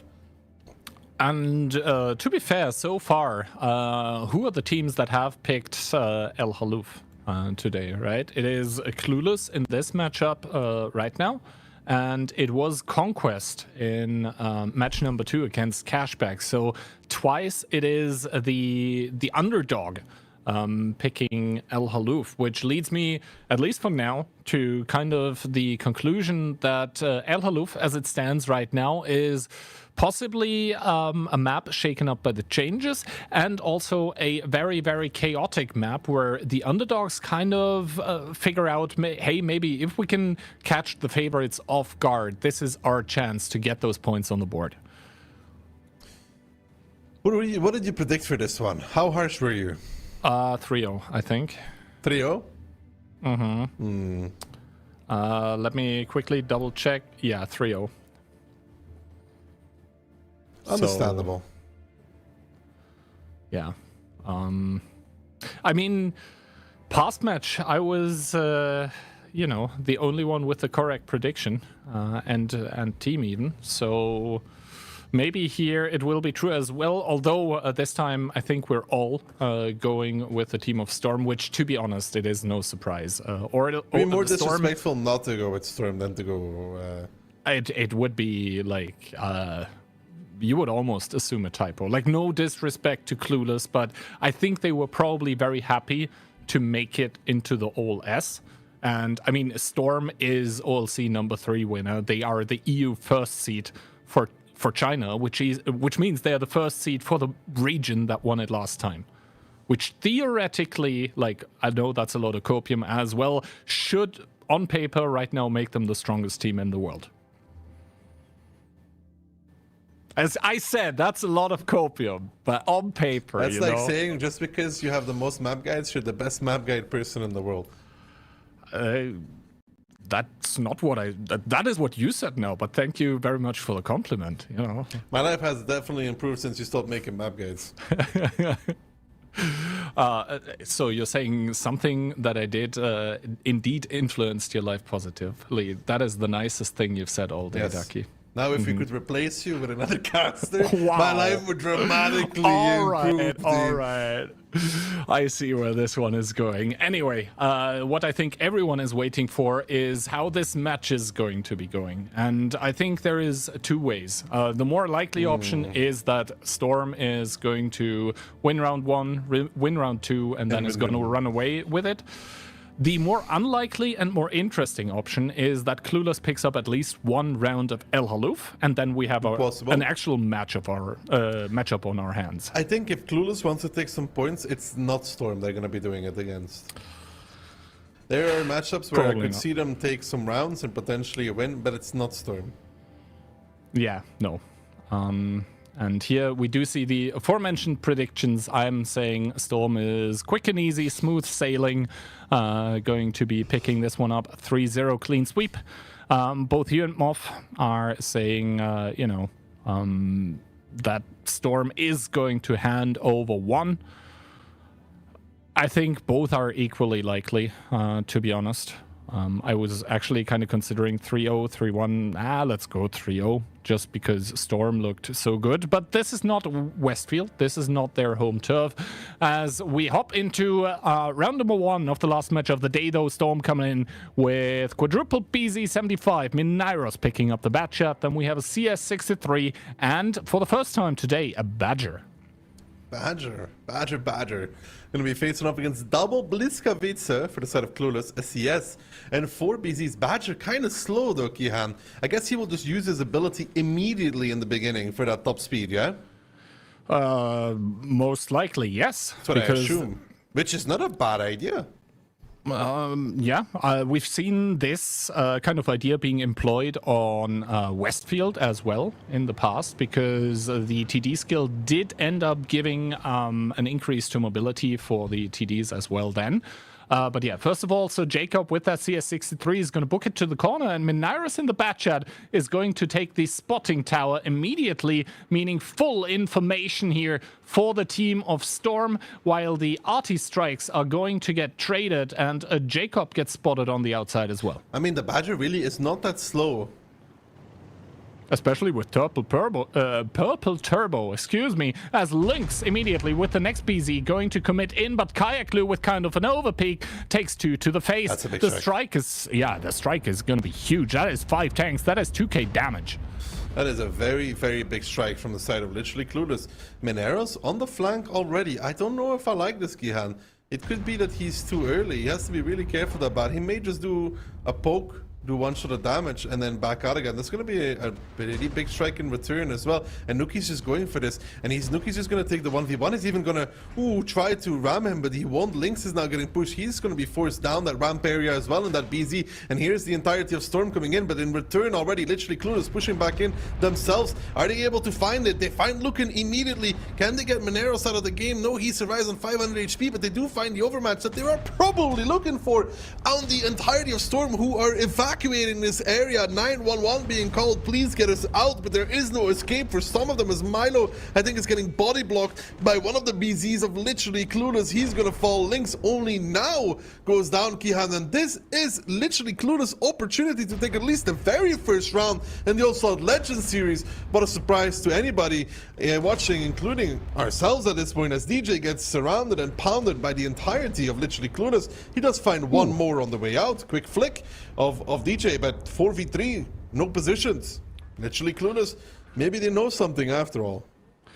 Indeed. Clueless here with the idea coming in, and they have indeed everything to play with. Yes, the information towers are on the outside, and one of them is probably going to get taken by Storm, but in turn, double arty strike here for Clueless. This means that they can take 2 now, and then, just do nothing for some time, and then put 2 more tanks into those strikes, and just get 2 more with that. So Jacob now dangerously close here, and he does end up trading against Eclipse here, which is not the best of trades actually in that CS, as he tries to get one more, but he will take the strike in return. So yeah, trading basically 800 for over 1,000 in a medium, not the best of things. Minairos now starting to come close in that bat chat, and Storm certainly not beaten yet in this round number 1, but Clueless, they do have so much HP advantage as Minairos starting to come in, but he's probably going to catch a bad timing as Kushdi not paying attention, too slow with the turret, does not get the shot. Jordan with the exploit. Kushdi though, X marks the spot, boosting towards the bat shot, picking it up. Sir Jacob, nothing to say about it, and Ian with that Bliskavitsa DPM now face-hugging Jordan. This is a false start for Storm, not what they expected was going to happen. This bat shot flank, Kihan, yeah, looks really cool on paper, but in reality, Nuki would just chase him down the whole way if he had to. He didn't have the opportunity because Storm repushed behind, but then you're repushing into a setup team and with double Bliskavitsa ready to repush back in. I mean, really, really good for literally Clueless. Yeah, and before this round number 1, I was outlining two ways this match could go, and I said Storm just getting the 3-0 was the more likely one. Well, now things have been shaken up, and my prediction already down the drain, and the underdog here, Clueless, taking the first round. Storm with an interesting batchat flank idea, but yeah, that did not end up looking pretty for them at all. And you have to give it to Clueless, like immediately bringing the fight to Storm, not afraid to take the engagements and taking the correct ones. Ian, top damage in the Bliskavitsa, 6.8k and 3 kills. Unbelievable. I've never seen a gifted player perform that well in my life. 10-10-10, man. He's putting that Bliska gun to work. And on the team of Storm, I think it wasn't really penetration issues. No, it definitely wasn't. It was just that they were taking the wrong engagements at the wrong times, and the numbers in each of those micro skirmishes just weren't in their favor. Just this repush is not that great at all. When you repush it into the hole, and then you get repushed immediately back. Plus the initial strike for Clueless did a bit more damage as well. I mean, I think Storm hit 3, Clueless hits 5. All of these things play into the overall battle. I mean, you may not think it's a big deal, but 400 is buffed compared to last season. It was 350. So that is the difference in a lot of cases between dying and not dying, especially with the reduced RNG stuff that's in there. Together with like ammo tuning and like armor and stuff, Kihan, you are not going to be seeing too many high rolls anymore. So if you're waiting for somebody to get high rolls, it's not going to happen. It just doesn't exist anymore. Doesn't exist I too can tell much, you when I was at least. playing with my FV Keyhand, because it's the season of the FV, because less light tanks means that the FV is just amazing. Believe it or not, I hate the tank. I absolutely despise it. But it works in Onslaught. And every roll on the FV was between 1.7 and 1.8. That was like my damage race, damage distribution. So you were probably standing close to the south spawn of Cliff, shooting on towards the ramp then with the FV, is what I would imagine. No. I play Fush B on Cliff. But yeah, a surprising round win number 1 here for Clueless. And Storm, we haven't actually seen them on stream since the OLC number 3. And now they are coming in with a defeat as the debut in the OLS. So what is going to happen further is now the biggest of question marks. Is Clueless able to extend their lead here? And that's the thing with these best of 5s, right? If you win your own map as the underdog, then it's just one round, one slip up away of your opponent to match victory. Imagine literally Clueless wins this 3-0. That would be crazy. We're not there yet, though. Storm probably a little bit confused or enraged as to what has just happened. Double BZ for the time being, together with double CS and triple Bliskovica, so dropping the gloves. Literally, Clueless has 2 Bliskovicas of their own, a CS and 4 BZs. The only thing that worries me, Kian, about the Storm lineup is that double CS63. I mean, a lot of rotationary potential coming out for Storm here, but at the same time, I do agree with you. Those CS63s are very, very squishy tanks. The turret, a little bit of armor, the upper plate in the front, kind of an out of bounds for you know, a lot of guns, but apart from that, if you hit it anywhere else, you're very likely to pen. DJ and Nuki now exchanging spots here. So that is the first information that either lineup or either team is going to get on the opposing lineup. Nuki is going to spot out Sir Jacob. He is going to pay with a shot. So good one, lucky one even by Jacob. I don't know how lucky. He actually slowed down Jacob. Like, he turned in a little bit and made the highest probability shot available. Ian activating ability wants to be there early in that position, so Jacob is going to be taking the strike. Nuki has the strike, and it's very reminiscent of round number 1 on El Halufki hand. Very reminiscent, the difference being that this time Storm doesn't have the full information available. They don't have the Batchat, they haven't taken the information tower, and Nuki this time has dropped down towards the middle. But remember, guys, with the map changes, he can drive up again in that CS63, so he can go for that strike once again if needed.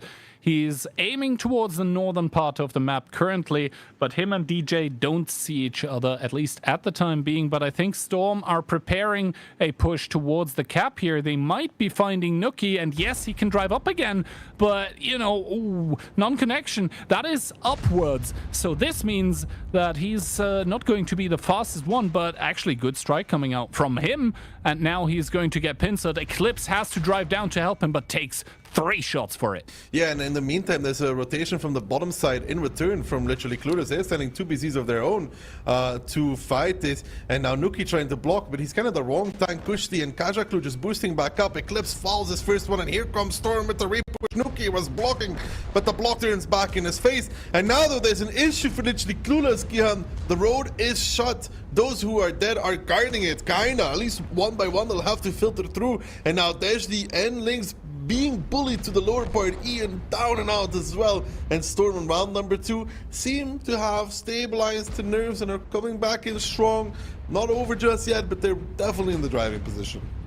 Definitely in the driving position, as Kushti now finally managed to push past the wrecks of the tanks here, but goes down towards a 2-shot as another strike does connect. Big shot in towards Kushti. He is now a 1-shot. Same goes for Lukin though, and for Yuzek possibly, but DJ there to pick up Kushti. And now Kajaklu on a lot of HP, but does it matter? No. Storm still have 5 tanks available, and they're going to take out the rage from round number 1 on this last Clueless member.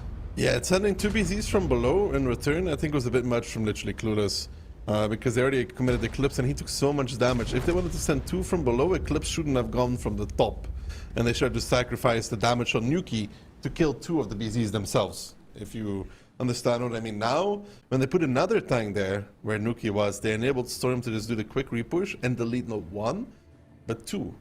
If you just allow Nuki to take the damage and be like, okay, Nuki, you're going to take a lot of damage, but we're going to repush with our own 2 BZs, and then in return they would win the fight, Storm is still forced to push down, right? They're still forced into the lower area, and then you actually have a chance, but like this, very hard.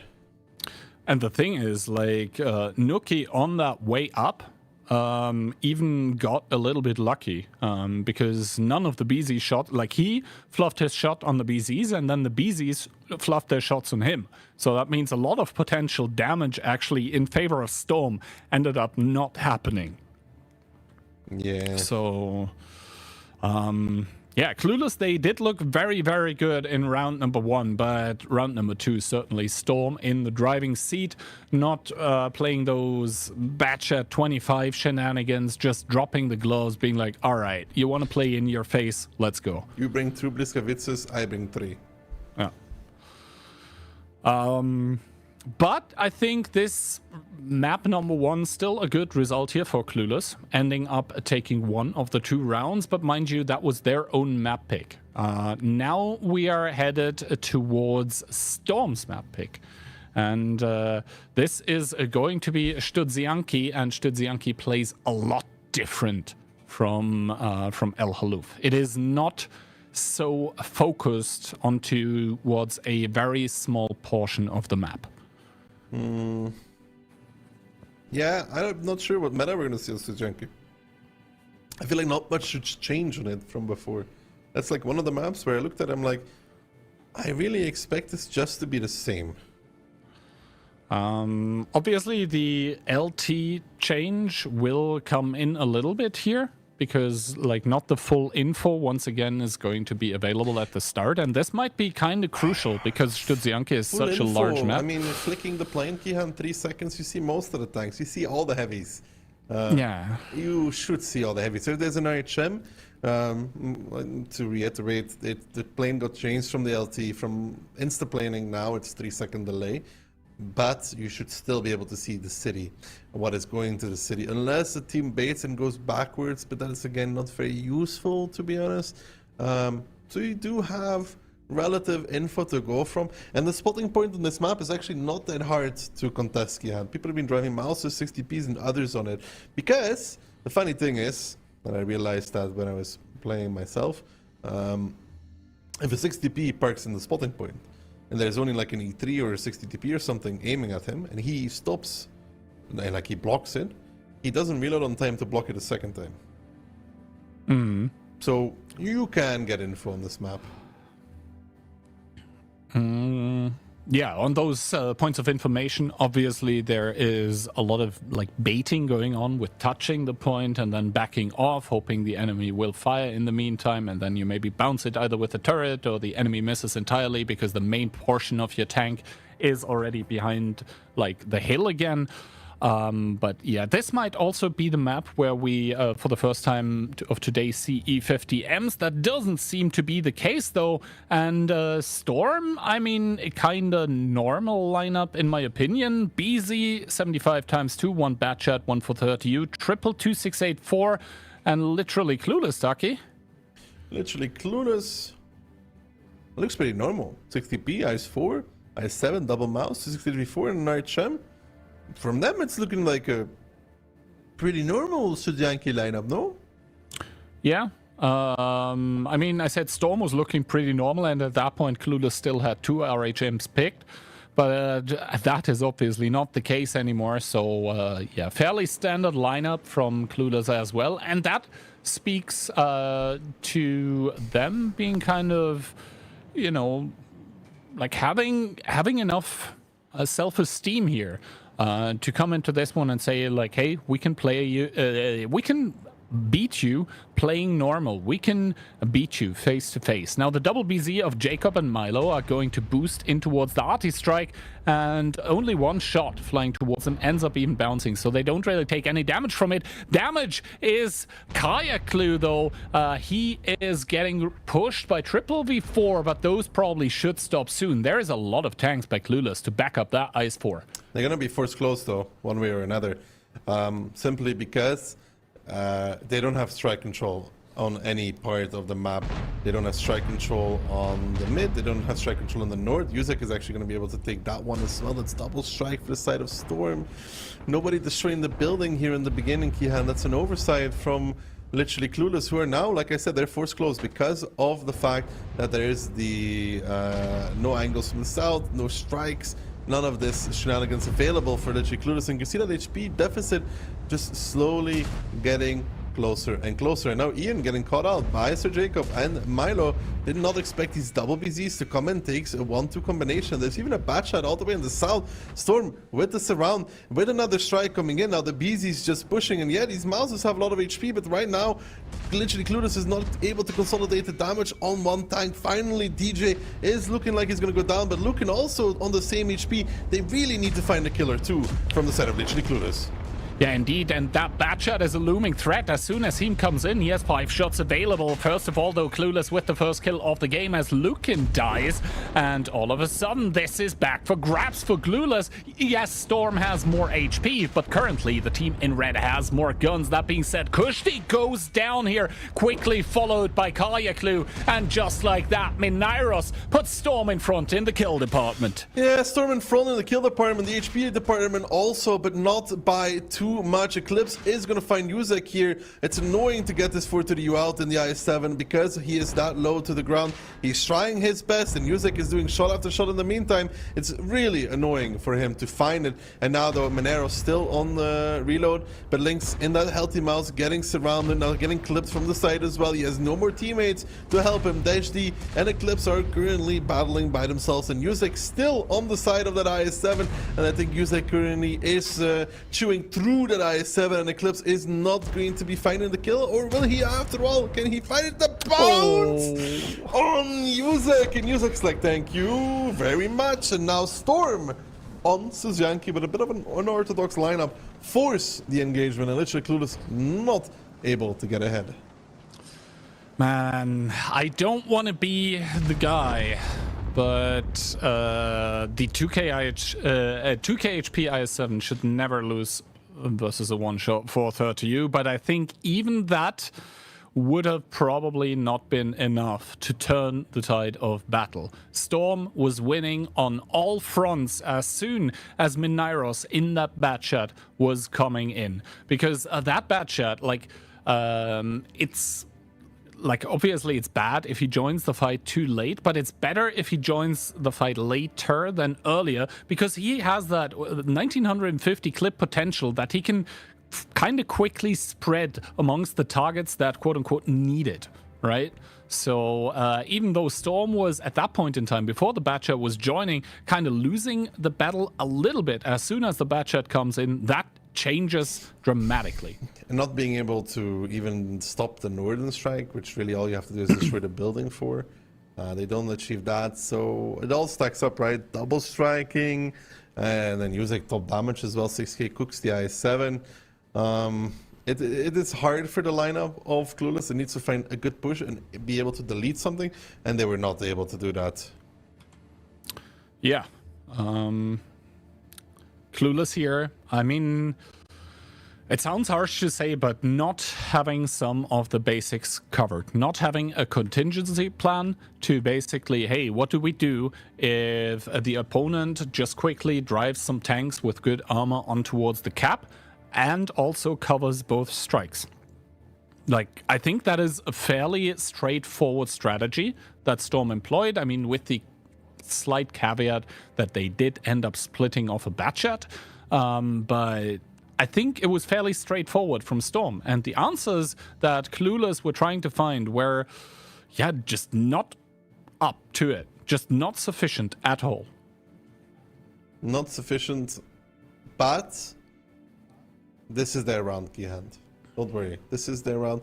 They win this one, they go to tiebreaker, and they beat Storm. And we just give them the ticket to China instead, like here. Yeah, that's not gonna happen. I mean, the China ticket, the Clueless winning the match might be a possibility, but yeah, no. I'll discuss it with your boss, don't worry. He will give you the same answer, don't worry. I have instructed him about this. Instructor, Kian, there's a reason why he's your boss. You don't get to instruct him on anything, buddy. What is the team that Storm is facing right now, Ducky? It's a gifted team. Aha, okay. Why were you Anyway, asking? though, forget about it. Anyway, all right. Round number 4 in between Storm and literally Clueless, and Storm now ahead in the match and on the match point. They need one more to close this one out. And for Clueless, it is do or die for today at least. They need this round to go to tiebreaker even. So, let's see the lineup, Starkey. Storm looking to finish it off here, and I think these sides for the teams are currently reversed because, I think Storm... Yeah, there we go. Storm are bringing a 60 TP, a Fosh B. Okay. Triple V4, 1 E4, and the Rheinmetall. Double E4 for literally Clueless, actually. They changed it away. The joys of Onslaught switching. So 1 E4, 1 to 6-8, 1 for 3U, double mouse, IS4 60p. So they ditched the light, so they're going to have to make the aggressive play in this regard. If you give the light time to work the info, you're in trouble. Yeah, so let's see. First of all, does the light use the ability at the start of the battle? It seems like Lukin opts for it, and he gets the full information regardless. Ability nerf, what is that? 7 tanks spotted, full information for the team of Storm. Both teams heavily in the factory though, Kiant. I mean, look at the movement. CD line is a party to both of them in this initial phase of the battle. Nobody really committing to the cap though. Nobody really committing to the cap as of yet, but Sir Jacob, he is a lingering threat, and he will be a menace to anyone trying to cross in towards the artillery strike area, as long as they're in the open. That is, as both teams trying to and starting to feel each other out around the cap area. That being said, though, Storm with that light tank, you called it, they have a lot of rotational potential. And Lukin is going to use that to his fullest abilities, as he now knows that the opposing team does not have a light. And they have a 430U, but that one was spotted a very short time ago, so he doesn't have to worry about the medium either. No, he does not have to worry about anything, and that's the issue with the light. Being allowed to kind of do whatever he wants to. And he's now taken all the way into the base. Communications tower will reveal his position, but what are you with that info? So Jacob driving in towards the arty strike, and while I like that, Storm is making a move and taking the strike, I am actually not the biggest fan of the Foch sitting down there. Because as great as a tank the Foch is, in holdout trades it starts losing out because of where the cupolas are situated. But now Clueless starting to pull the trigger here. Eclipse, Lynx, Kaya Clue, all of those heavy tanks starting to move in on towards the Foch that does start clipping out here. And he is probably even going to be able to make somewhat of a getaway. But the damage done, Ducky, on towards Clueless is absolutely crazy. I mean, they're gonna pick up this Foch B. They should pick up this Foch B, and they will find him. But now the HP is still even, and the light is behind, so literally Clueless has no more options in this battle but to continue forward. Try to break through by all means necessary. Try to find an overmatch and try and make it happen. They're trying to go for Mineros, but he's just baiting around the building. It's Dejdi by himself going for that. He now realizes that this is a hopeless story as Mineros puts one in the back of Ian, who's now coming for this E4 as well, but not before DJ puts him in the grave. And Mineros there with a little bit of a bait play is very good. Establishes a line of crossfire. David now the next one to go down, and Storm have everything right now except 4 HP, but that is going to be going their way pretty soon as well, and they're doing what is expected of this team. They started off with a false note, but the rest of the song was pitch perfect.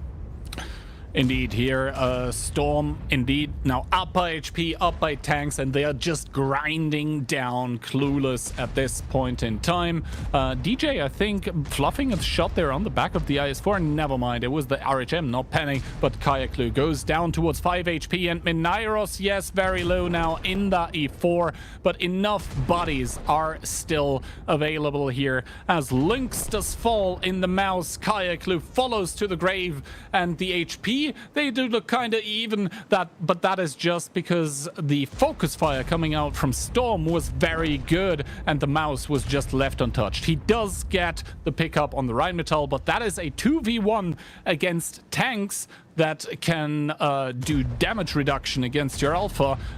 They don't do it right now, but yeah. He's a two-shot. I mean, this is a double team if I've ever seen it. There's not much Nuki can do. It's just DJ and Jordan padding their damage stats a little bit, and the double whammy with the ram onto the mouse. Wow. A little bit of BM. I like it. A little bit of spice, yeah. Maybe we'll see those two face off again later on at some point. We're going to remember that. But yeah, Storm does the job. What is expected for them in day one? Pick up the win against Clueless. Maybe round one they weren't fully prepared, and the rest of the rounds was theirs. Yeah, and to be honest, I think there's a reason why the underdogs today picked El Haluf. It's because El Haluf can spiral out of control very, very quickly, even for a vastly favored team. And yeah, Clueless were able to pick up a round, but that's kind of all she wrote. I mean, signs of life, I think, for a team that probably was happy to make it in towards the OLS. And that is a pretty good sign, because Storm is one of those teams that are expected to have a deep event run, so to speak. I think they are expected to make it into the finals.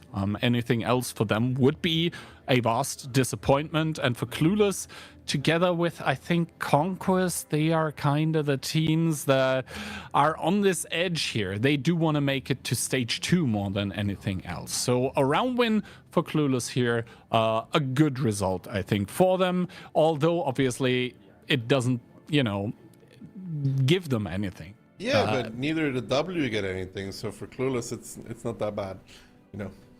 Grand scheme of things, this is not the match where they will decide if they go to stage 2 or not.